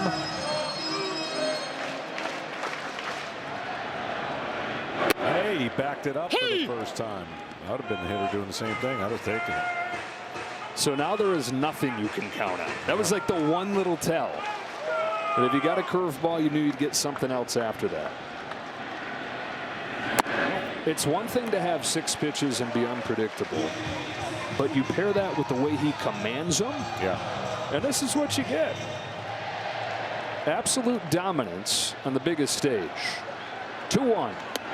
Man, oh man, 2-2. Well, that's what pitching's supposed to be. You don't always have to miss bats. You just put them in the spot where you take the sting of the bat out, and you notice there's not a lot of slug against them, and not a lot of runs against them. And this is a team that's done it better than anybody in recent memory.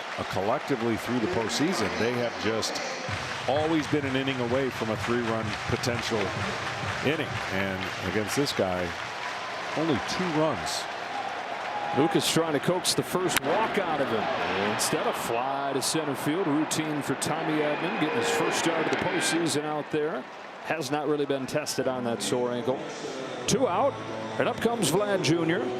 0 for 2 in this game, but it's been one of the great postseasons that we have ever seen. Over the last 30 years, his on-base plus slugging above 1,300. That is the best. He's 2 hits shy of the postseason record. Randy Arozarena in 2020, he had the extra games. There was the extra round in that 20 season. And 2 home runs shy of the postseason record. Also held by Arozarena that year. But Yamamoto has saved his best for him. Yeah, he's hoping he doesn't get a shot at that record. At least do it on somebody else's watch. Yeah. Yamamoto's saying. Struck him out last time. He has 6 strikeouts this entire month. 2 of them have come against Yamamoto. Kevin Gausman saying, man, I feel like I've pitched really well in this World Series, but I can't get out of Yamamoto's shadow. 5'10", but casting a large one. Hook to left field. On the run, Hernandez. Kike Hernandez won't get there. Extra bases for Vlad Jr. 2-out double.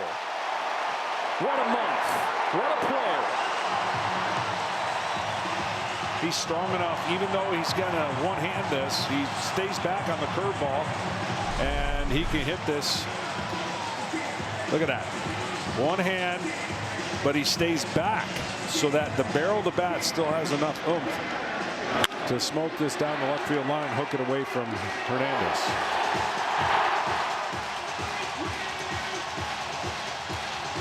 Vlad like his dad right there.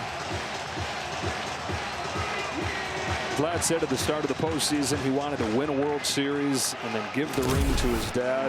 When talking to people around the Blue Jays, that wasn't just something that he said and was a good quote. That is a genuine, deep motivation of his to be able to say thanks to his father for helping him become the player that he is, the person that he is. Hall of Fame career for Dad. One thing he never did was win a World Series. So Vlad Jr. said, if I get a ring, that ring's yours, Pop.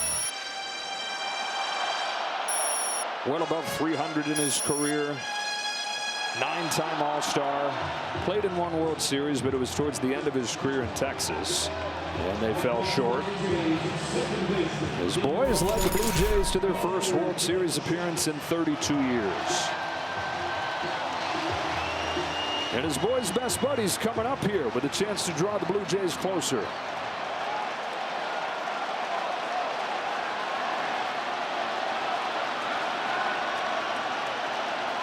Bichette takes a curve for a strike. Best hitter in baseball with runners in scoring position this year. 381 and 2 for 2 in this World Series. On an 0-1, Bichette takes high. His stance will change with 2 strikes a little bit.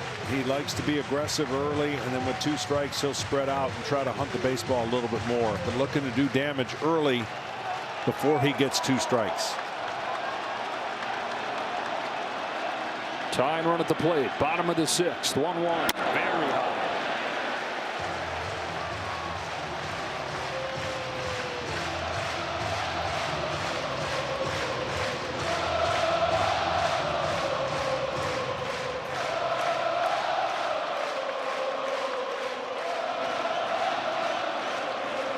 Yamamoto's 2-1, poked foul, and it's 2-2. Swings himself out of his helmet right there.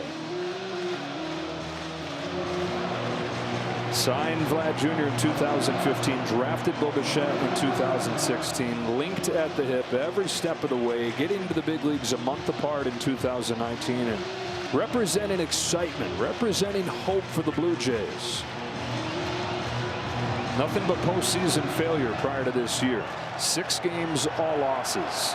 Now game 6, 1 win away from a title. 2-2 pitch. Full count. And the Dodger bullpen has started to work.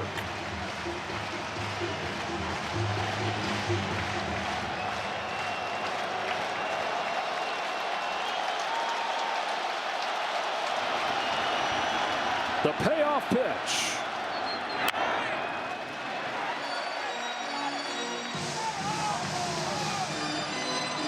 Well, at least the Blue Jays are making these last couple innings a pitch count nightmare. Up above 90. Robleski warms. Varsho waits on deck.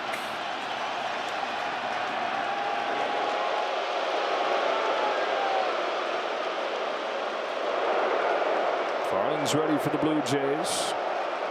After the 6 innings from Gausman. 3-2 on Bichette. Here comes Yamamoto. Ball 4. Tying run aboard, and the go-ahead run coming up.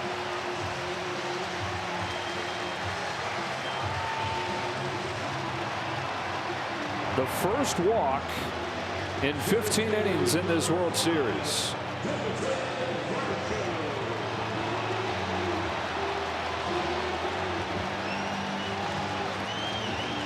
Varsho's been pretty aggressive. Early count.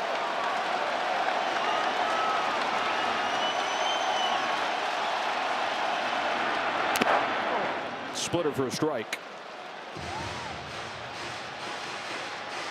Well, if you happen to just tune into this game 6, Dodgers with a 3 spot in the 3rd inning. A 2-out rally against Kevin Gausman. They do not have a base runner outside of that 3rd, but that little burst was enough to have them in front.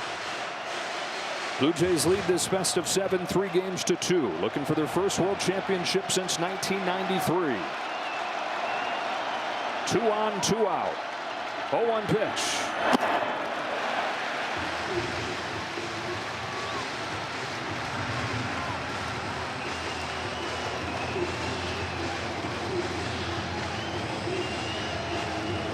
Robleski's ready.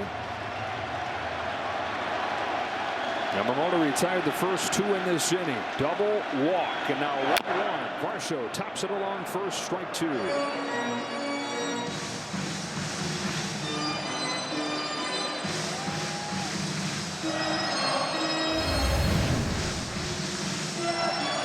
If this goes the 7th game, that is tomorrow night.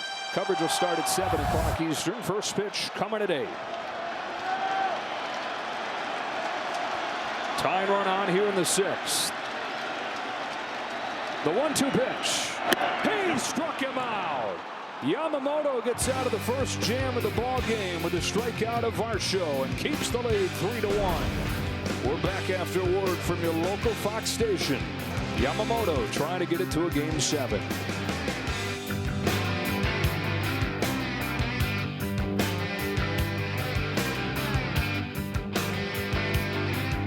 And they rode a bullpen game to a blowout win of the Padres and then turned to this man who delivered his first postseason gem. 5 scoreless innings to beat Yu Darvish. Solo home runs from Kike Hernandez and Teoscar Hernandez. And the Dodgers are off and rolling, and so is Yamamoto, who has been awesome in the postseason from that moment forward. Blue Jays bullpen takes over. Louis Varland downstairs with the first pitch to Max Muncy. After pitching in 74 games during the regular year, split between the Twins and the Jays, his 15th of the playoffs, his 89th appearance this year. Rubber arm Lou is in with a curve for a strike. With that big breaking ball on the electric fastball.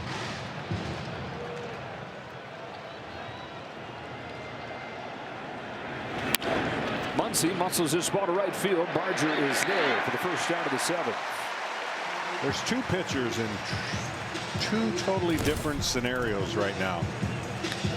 That one is in the game, but the 2 I'm going to talk about are Max Scherzer has to figure out if there's going to be a Game 7, what he wants to do. He can't enjoy this game. And then Tyler Glasnow may or may not be starting, but he'll be factoring in the game. He has to think differently from the bullpen. So when you're in a Game 6, you're begging to pitch a Game 7 if you're the Dodgers. When you're on this side, it's not an enviable position because you want to win, but you can't get carried away in the game. You got to prepare as if you are going to pitch. 0-2 on Kike Hernandez. Yeah, Max Scherzer went into John Schneider's office today. He said, I'm in the worst position. Everybody else excited to try to celebrate tonight. I got to stay locked in. Just missed with a heater. And you mentioned Glasnow may not start tomorrow. People may be like, wait a minute. No, it's his game. Well, do they consider starting Shohei Ohtani? And I'll tell you why after this 1-2.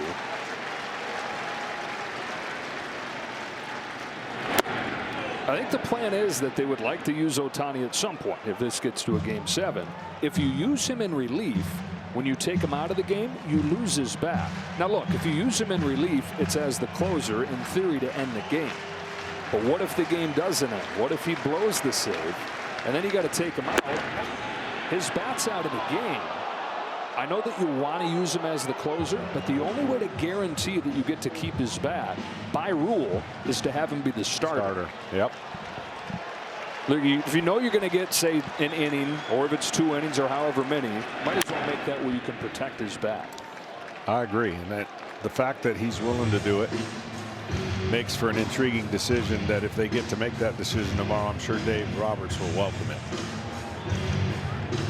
3-2 on Hernandez, who's making Varland work here with 1 away in the 7th. Dodgers by 2.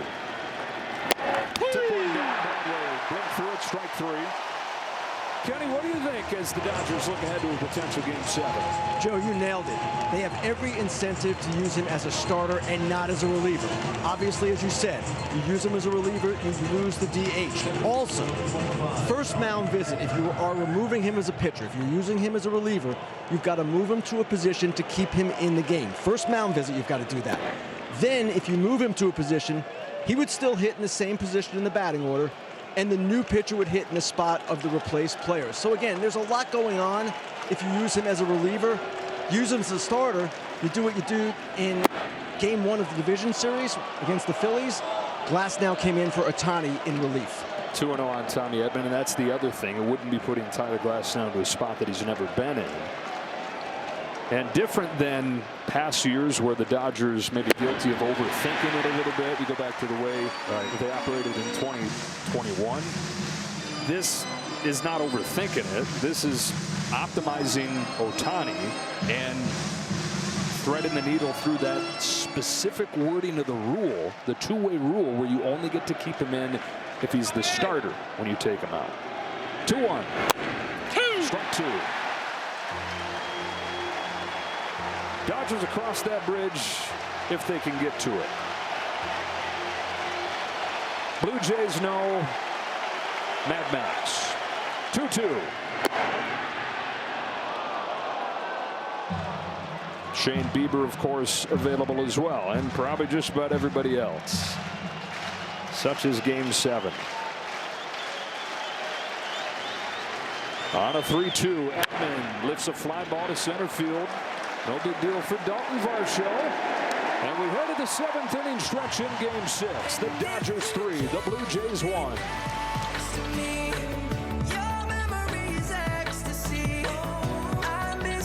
Floating over the field here on Halloween. And speaking of scary, the Dodger bullpen takes over in the bottom of the 7th. Justin Robleski on for Kirk Barger and Clement. Not close with his first pitch. Yamamoto's done after 6 innings, 96 pitches. Robleski takes over in a 3-1 game. Well, the Blue Jays did what they could. The last 2 innings really wore on Yamamoto, not to mention all that he has done in this series. And all he's done his last 3 games is pitch 1 earned run. 9 innings, and 6 innings. And when you think about the job he did, whew, man. And back to that Game 5 win that we showed against San Diego in the division series last year. His last 8 starts in the postseason, a 1.61 ERA. And that fastball seemed to surprise Kirk right there, who rarely strikes out. Sneaks by him for the first out of the 7th.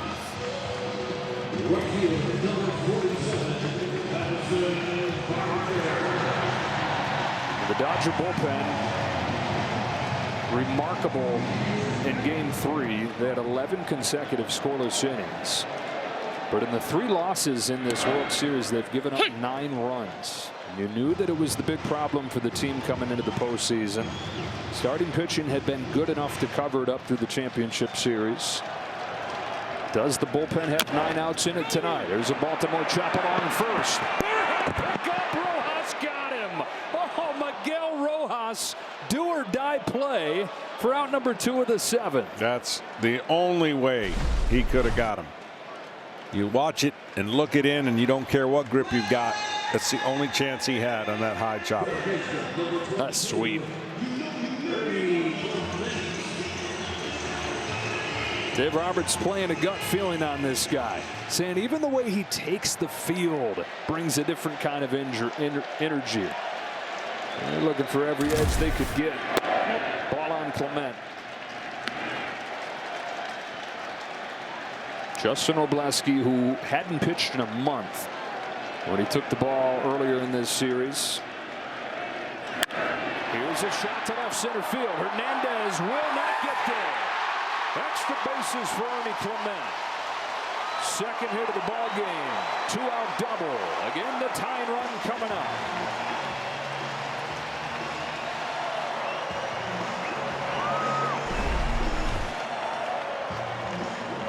This was just a great piece of hitting. And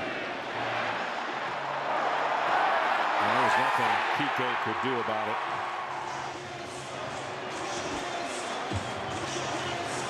Visit from Mark Pryor. Andres Gimenez, the left-handed batters coming up.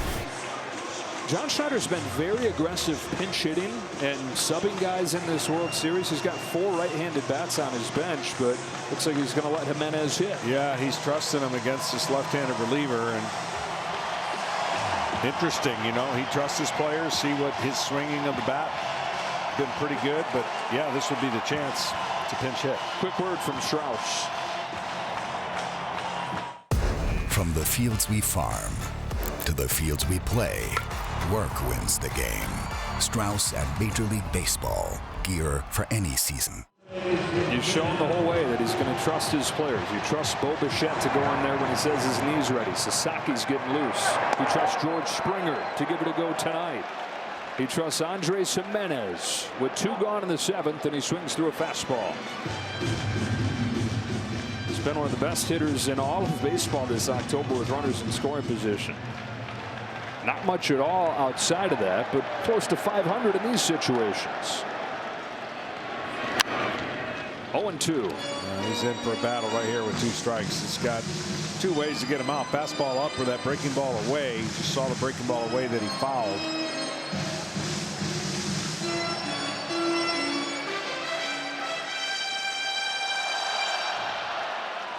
Life comes at you fast if you're Justin Wrobleski.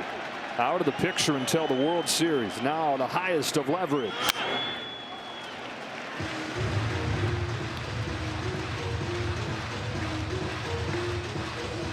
Desperate times call for guys out of the nowhere, out of the middle of nowhere.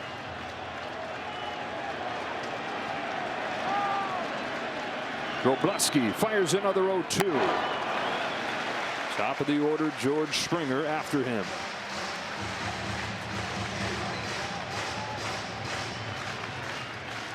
Would Sasaki come in for him?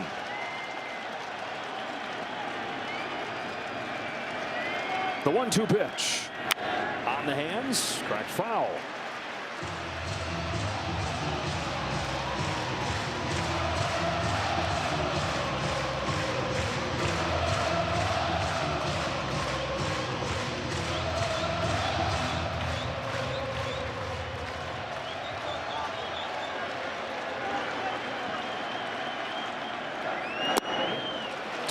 That's a great take. After seeing fastballs, a great take there by Jimenez.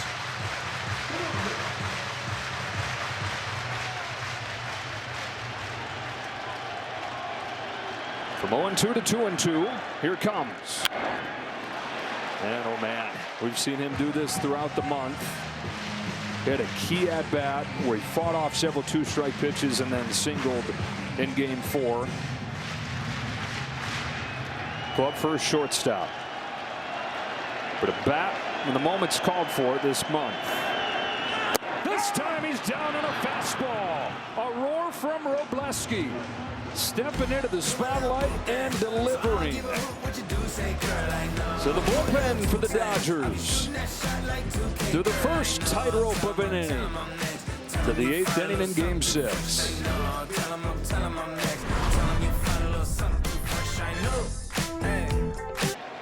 One more hitter here for Louis Varland. It's Miguel Rojas, and it's going to take him all of one pitch to do his job. Here in the 8th inning, Mason Fluharty's ready to go for Shohei Ohtani. Dodgers 3, Blue Jays 1. Here comes John Schneider. Fluharty's been their Ohtani killer back to August when he struck him out to get his lone save as a big leaguer. So the top of the order for the Dodgers here, nursing this 2-run lead, looking for some insurance.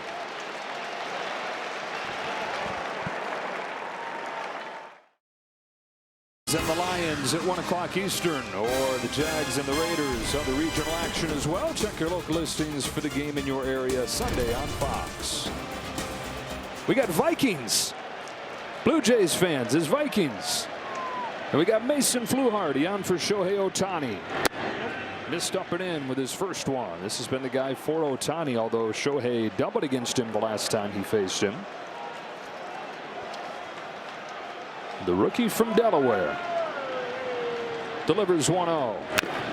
Fouled off. Tough on lefties because he throws across his body, and you can see the breaking ball that he can start right at him and catch the strike zone, although he wants to start it down the middle and catch the other batter's box.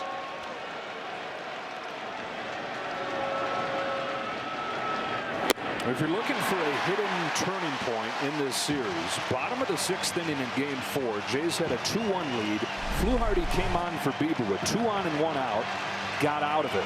The next half inning, Toronto scored 4 against the Dodger bullpen. The difference never starker than right there. As the Jays tied up the series, took the lead the next night. Fluharty's 1-2 to Ohtani is down and away in the count evens. Bullpen for the Jays had a 5.50 ERA in the playoffs coming into the World Series. 2.80 against the Dodgers. 2-2. Ohtani pops it up center field, carries well. On the run is Varsho, and that was a heck of a lot more than a pop-up. Mere mortals would have just popped it up, but Ohtani off balance off the end of the bat, golfs it to the wall for a double. This is how strong he is, and this is what happens if he can stay on the ball. You see, even though his body was going towards first, his hands were back, and that's the same thing we talked about earlier when Guerrero did it from the right side. the ball jumps off his bat. There's no doubt about it. He has extreme exit velocity, but typically this postseason it's all been to the pull side until that rare game. They put Smith on intentionally here. He hit the ball 100 miles per hour with that swing. First base runner for the Dodgers since the third. These are the only base runners outside the third. Freddie Freeman. And these feel like huge runs for the Dodgers. With the lack of offense outside of that third inning, start to smell funny if you're a Dodger.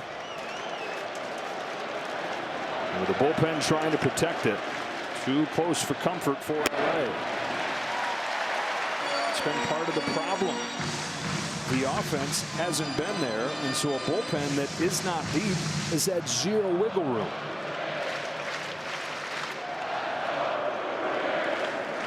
Freeman trying to get him a little bit more on this 1-1. It's a towering fly ball to right field, but not particularly deep. Barger comes on, makes the catch. Ohtani won't even bother with his cannon.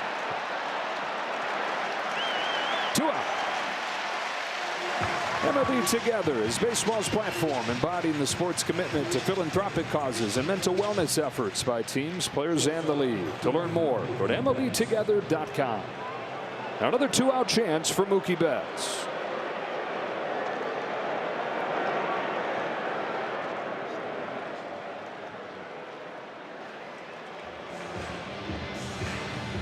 Anthony Dominguez ready in that Blue Jays bullpen. I don't know if this visit from Kirk is just to buy a little extra time for him to get ready with the right-handed Betts coming up. It is. It's the time he needed. A couple more tosses for Sir Anthony.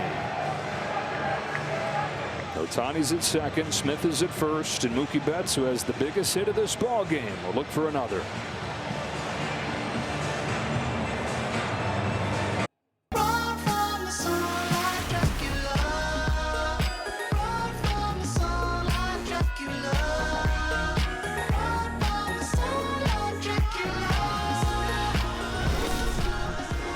Mookie Betts walked up there to the plate with the bases loaded in the third inning. 3 for 24 in this World Series. Delivered a huge 2-run single. Yeah, he sure did. He got enough of it, got the barrel of the bat to the ball.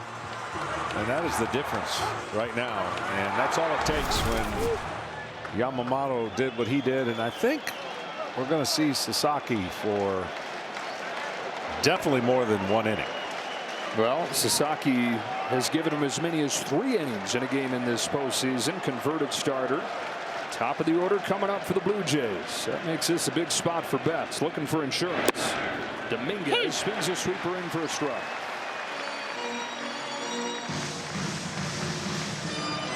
You see the walks there. That's what is the only thing that will hurt him at times. He's got a live arm, but sometimes not in the strike zone enough. Not close there. 4th appearance in this World Series for Dominguez. He's walked 3 over the first 3 and gave up that home run to Shohei Ohtani in game 3 that tied it up. Ohtani at second. He doubled. Smith at first after the intentional walk. 1-1 to Betts. Strike 2. Springer, Lucas Guerrero coming up for the Blue Jays in the bottom of the 8th.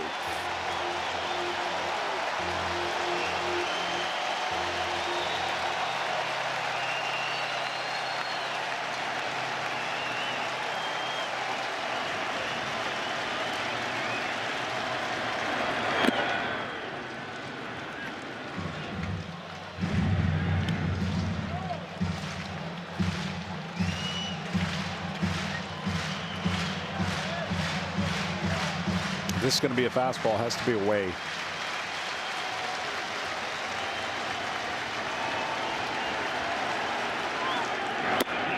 There was a slider away, and Betts has worked the count full.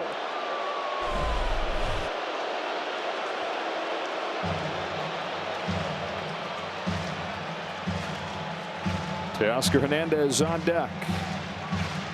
2 on, 2 out here in the 8th.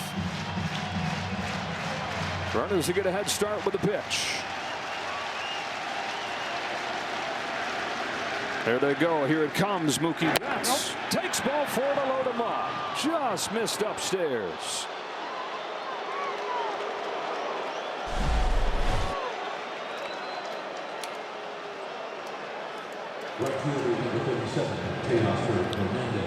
First pitch will say everything here with Teoscar.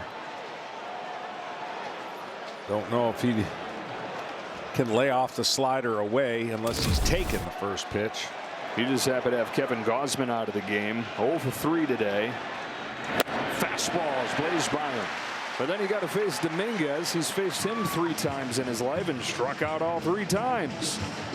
He's saying, do you have anybody down there that I'm good against? Leading the team in this World Series, hitting .280. 0-1 pitch. Lays off.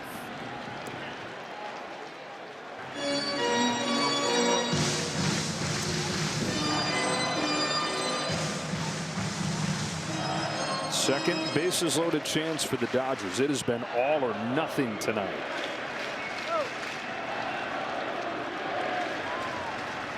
The 1-1. Hernandez tied up, strike 2.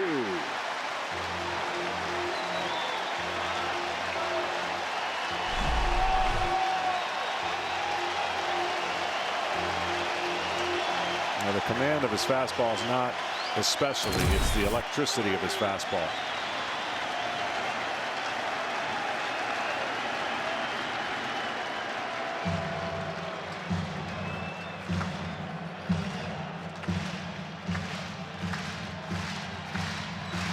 Dominguez, most experienced postseason pitcher on this Jays roster. 29th postseason appearance. His 1-2. Strikes him out and gets out of the bases loaded jam. Top of the order for the Blue Jays coming up. Game 6 has been a special one in this city.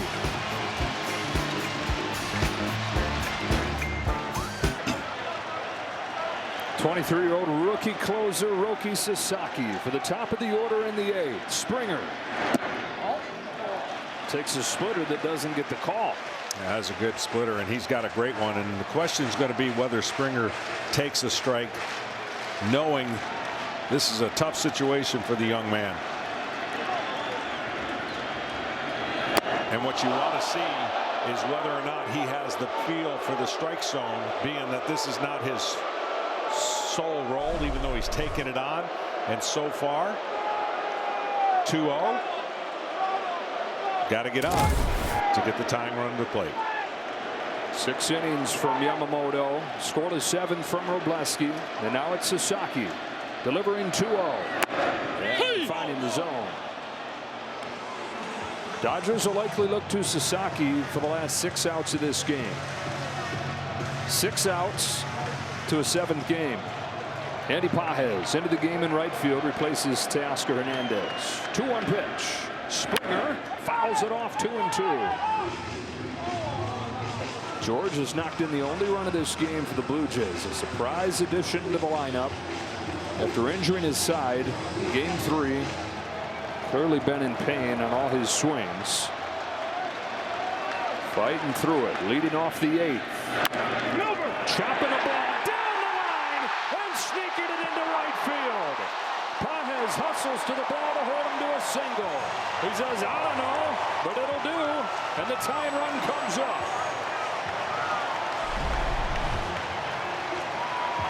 I mean, this is an emergency hack and a great one if the Blue Jays score in this inning.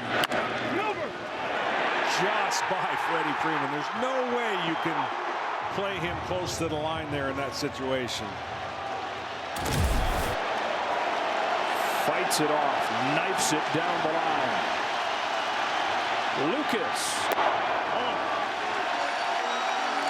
Now his fastball can be 100, 101, but it can also be a little erratic. That split finger is the pitch he goes to a lot. Question is, if he doesn't have it, where does Dave Roberts go?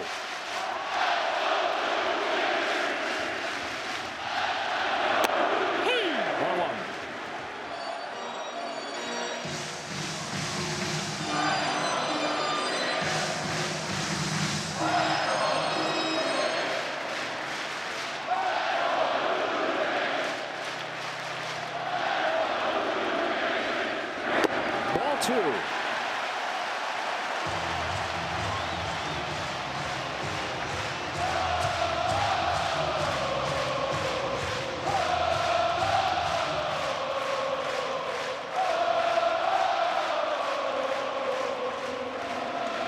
Nathan Lucas takes outside, 3 balls and a strike. Sometimes he puts so much stock in that split finger he doesn't realize his fastball is good enough. They are 1 for 19 against his fastball this postseason.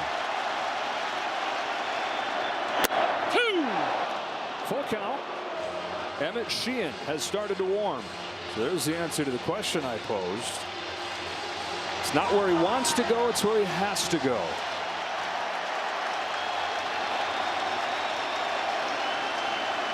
The payoff to Lucas.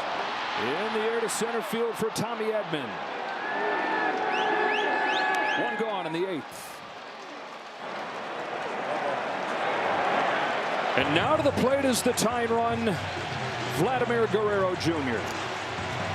Yeah, Lucas obviously wanted to get a hit, but worst case scenario, just don't hit it on the ground. Guarantee that Guerrero has a chance for 1 big swing.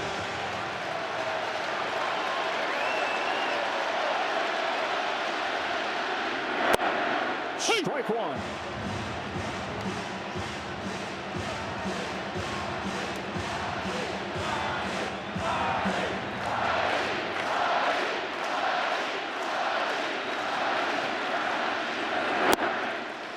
One.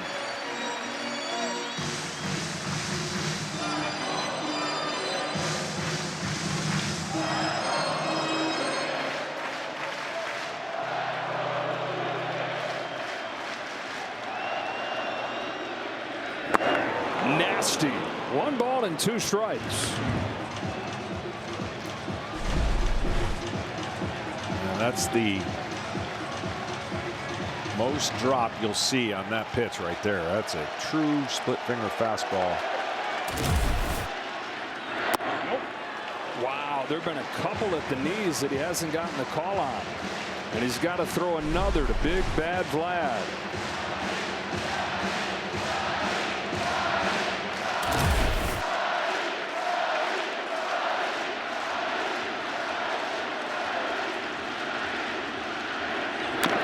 Spoils it.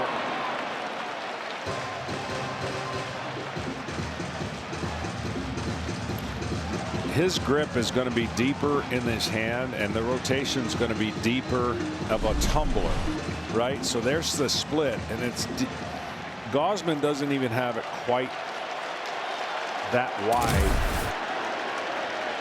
Another 2-2. Guerrero pulls his hands in. Ball 3.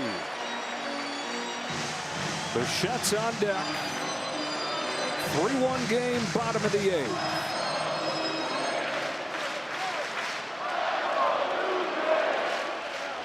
Here's a payoff pitch. Guerrero takes ball 4 and roars his way down to first. The tying run reaches. The go-ahead run comes up in the form of Bo Bichette. And if the Blue Jays are going to win this World Series tonight, they'll do it how they did in 1993 with Carter. They'll do it in their last at bat.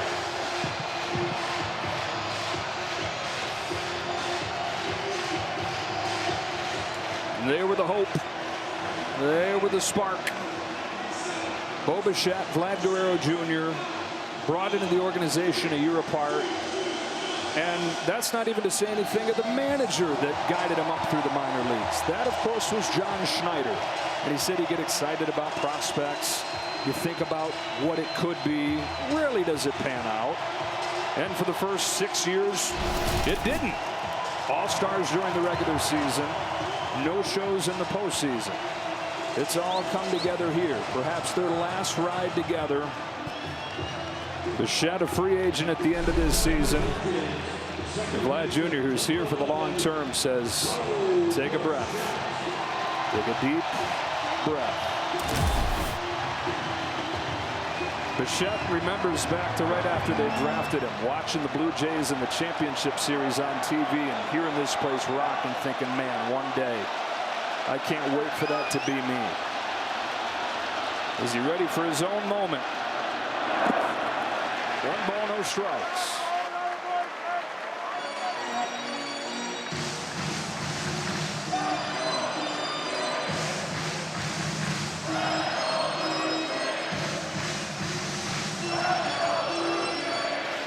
Outfield with their backs to the wall.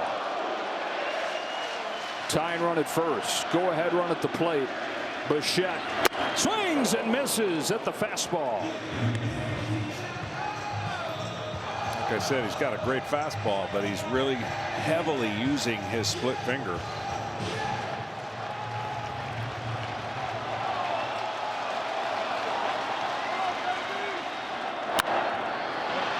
Pop fly. Betts ranges over there. Does he have room? He does to get Bichette for out number 2 of the 8th.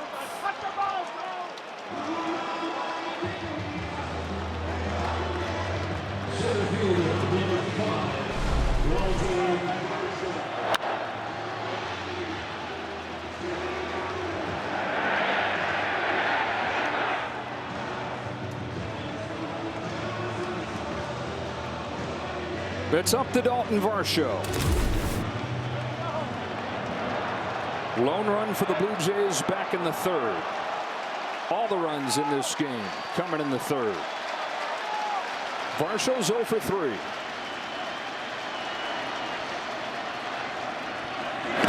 Chases the first one in the dirt. Runners stay put.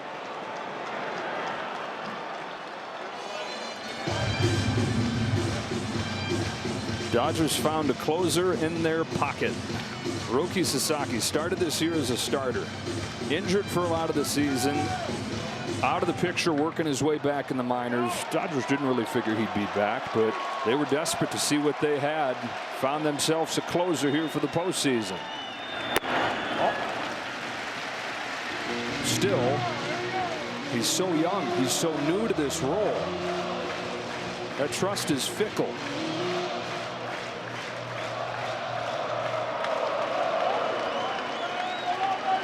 The 1-1 to Varsho in the dirt for ball 2. Kirk is next. Yeah, I still think he's going to profile as a starter, but right now he is on a hot seat, learning a role, doing it pretty well without any experience. 25th pitch of the inning coming here. 2 on, 2 out, a 2-1. Grounded to second to Rojas gloves. Over to first. That's the inning. Roki Sasaki tiptoes his way out of the 8th inning. On to the 9th in game 6.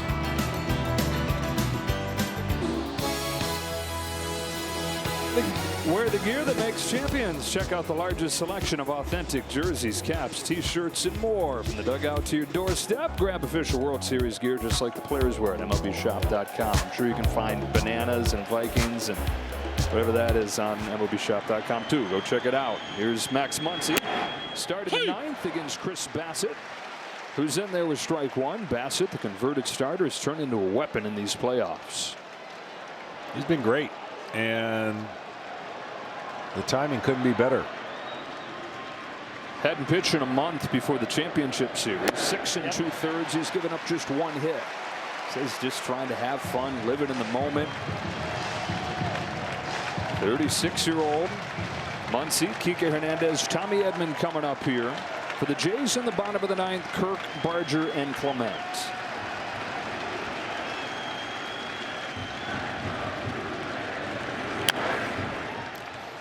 Well, we talked about in the open, the Dodgers have not lit up the scoreboard, but what they did is the first time all series they had a 3 spot in an inning, and that is holding up at the moment. They're 91-5 when they have the lead after 8 innings.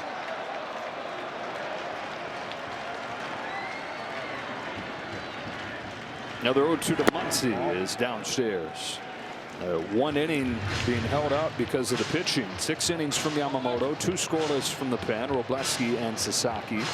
And the last 3 elimination games for the Dodgers, they've given up just 1 run back to that division series last year. Pence is down swinging. His struggles have continued. 4 for his last 36. Coming up after the game, stay tuned for the postgame show on Fox and FS1. Kevin Burkhardt, Alex Rodriguez, David Ortiz, and Derek Jeter, presented by Strauss. Those guys played in their fair share of tense postseason series. Here's the latest. Dodgers and Blue Jays, 3-1 in Game 6. Dodgers 3 outs away from forcing Game 7.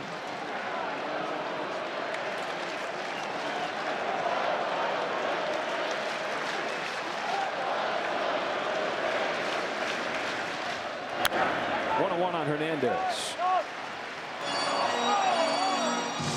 Has not been a Game 7 in the World Series since 2019. Same situation.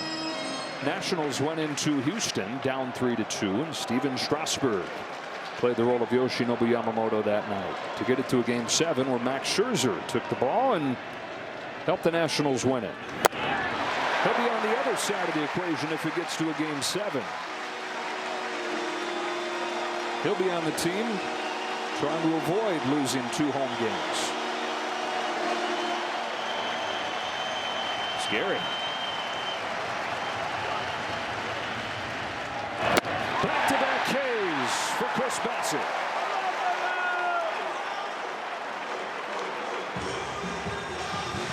Arms and legs and funkiness coming at you from all the angles. He has that really slow breaking ball that we haven't seen yet. Tight slider, cutter, sinker, fastball. Right now he's pitching great. Tommy Edman 1 for 3 in this game. He started the 3-run rally with a double.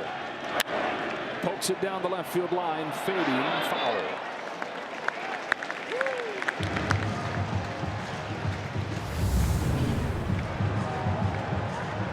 If it stands, Game 7 tomorrow night. If it stands, chances are you get another shot to see Ohtani's two-way magic. And Mad Max on the Game 7 stage.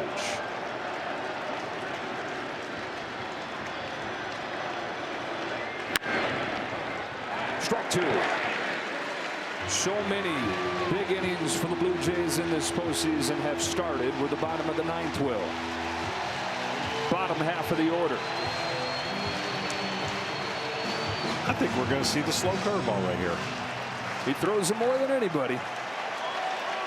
More pitches 75 or below than any man in baseball this year. Chris Bassitt.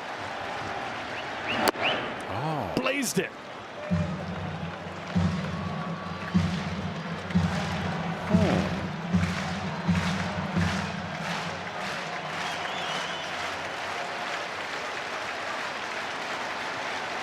See if he goes there on 1-2. Nothing but heat. At short, Jimenez. Fasten those seatbelts to the bottom of the 9th. Sasaki heads back out. 6, 7, and 8 come up.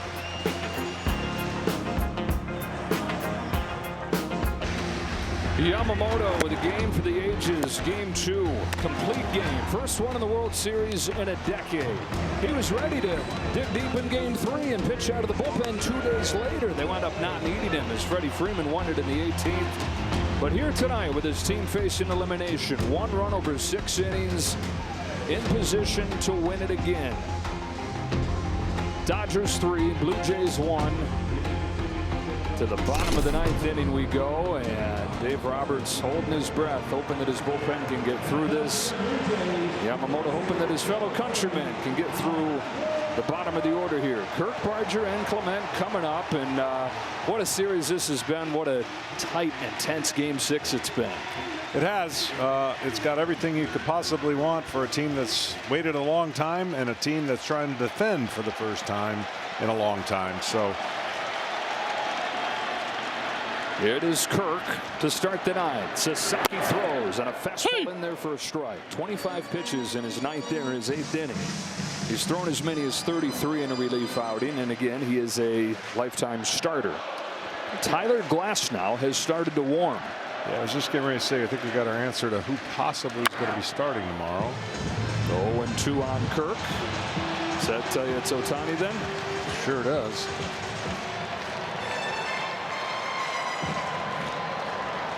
Figured that Glasnow would still be the bulk guy. 0-2 to Kirk. Hit him with the 0-2 pitch. Did they say that there was a swing? Asked down to first. First base umpire Will Little says no swing. Kirk's in some pain, but well worth it for him and the Blue Jays here. The tying run is coming to the plate. Splitter that gets away and catches him right on that side of his hand. On an 0-2 pitch.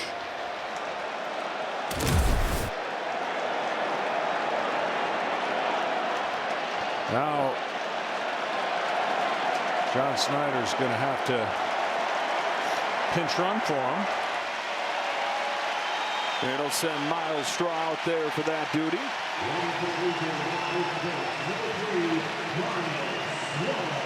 And yeah, it's the bottom of the order, and it's the 7-hitter, but this ain't any old 7-hitter coming to the plate. This is Bam Bam Barger with a chance to tie this game. Justin Dean in center field. Yamamoto 3-1 surprised him with 2 fastballs down that he took. He won't be taking many pitches in this at bat. 3 homers this postseason for Barger. First pitch. Fouls off a fastball. This is the 46th game of these playoffs. There has not been a 9th inning comeback.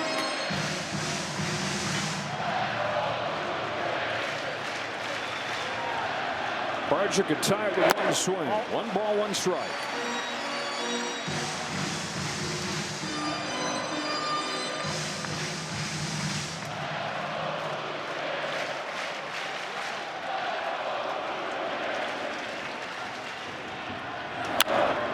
Fastball popped up down the left field line. Back goes Muncy. On comes Hernandez. Just into the nook right there.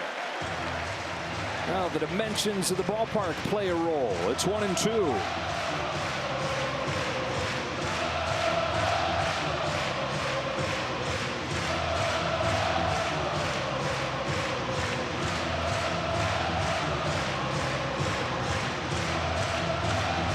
Blue Jays looking for their first championship since '93, and you know every soul in here starting to stir up memories of Game 6 and Joe Carter. 1-2 to Barger. Outside, even the count.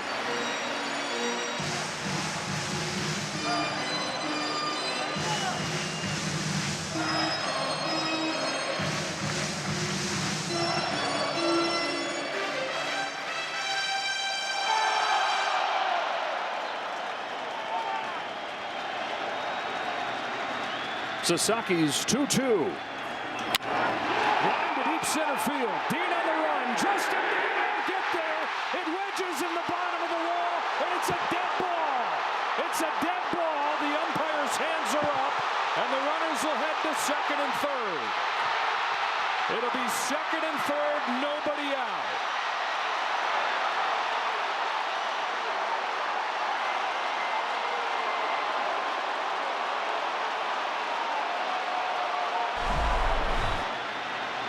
Fastball up, and he smokes it. A little unfortunate for the Blue Jays that that ball wedged right there.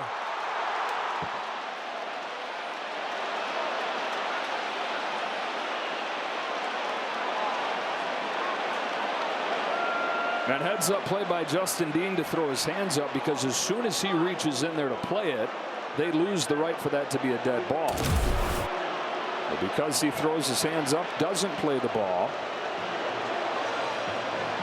the umpires throw the hands up and immediately kill it.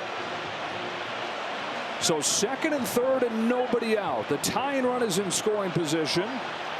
The winning run, the World Series winning run, is coming to the plate.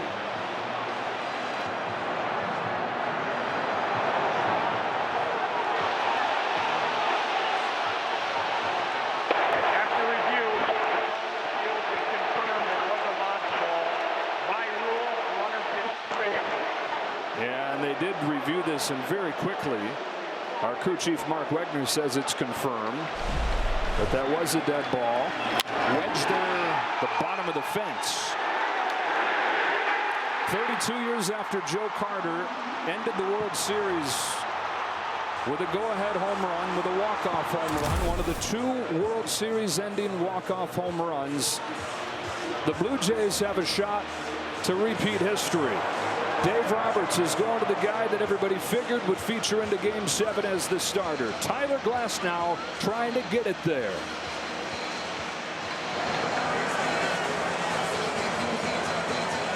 Pirates. Joe Carter did it against the Phillies in '93. Those are the only walk-off home runs to win a World Series. I asked Joe about it a few days ago, and he said, I was just trying to get the guy in from third to tie the game, or just trying to get the tying run in from second. He said, do less to do more. Yeah, and the right guys at the plate to at least make contact to drive in at least one of the runs. The infield's going to be playing back, so they're going to give up the one. And then I would assume make a decision if the runner goes over to third. Ernie Clement, tying run at second, winning run at the plate, and a pop-up right side, Freddie Freeman for the first out. Wow. Fastball up and in on a first pitch fastball that Clement loves to hit off of.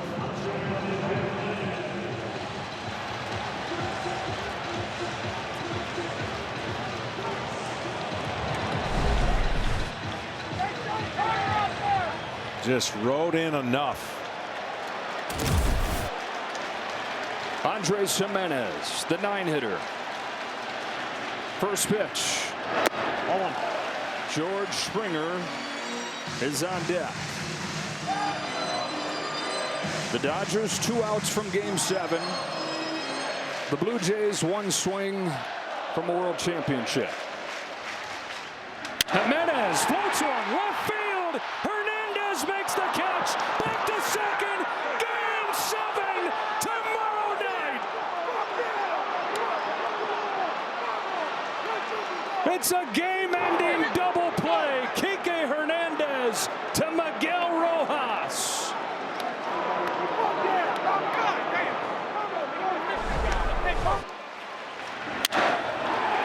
Well, this ball hangs up enough, and you can see right away that Kike was going right to second.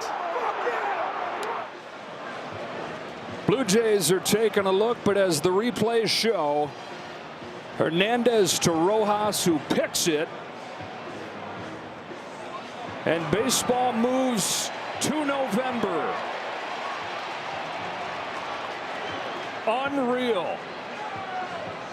What a game, what a series, what a season of baseball. The Dodgers have forced Game 7 by the narrowest of margins. The Blue Jays had second and third and nobody out. Tomorrow's supposed starting pitcher, Tyler Glasnow, comes on. And just like that, he's out of it.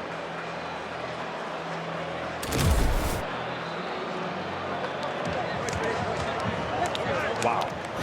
That's a wow. You know, with Springer on deck. And Glasnow only had to throw 3 pitches to get out of that jam. Well, you saw Springer lingering there. He's due up 5th in the inning, and if you're the Dodgers, you got to be thinking there's no way we let George Springer come to the plate in this game with a chance to win it. And there was no way he wasn't gonna until there was. Baseball gonna baseball. Down to Ken Rosenthal. Thanks, Joe. Dave, that was a thrilling finish. We've got a Game 7.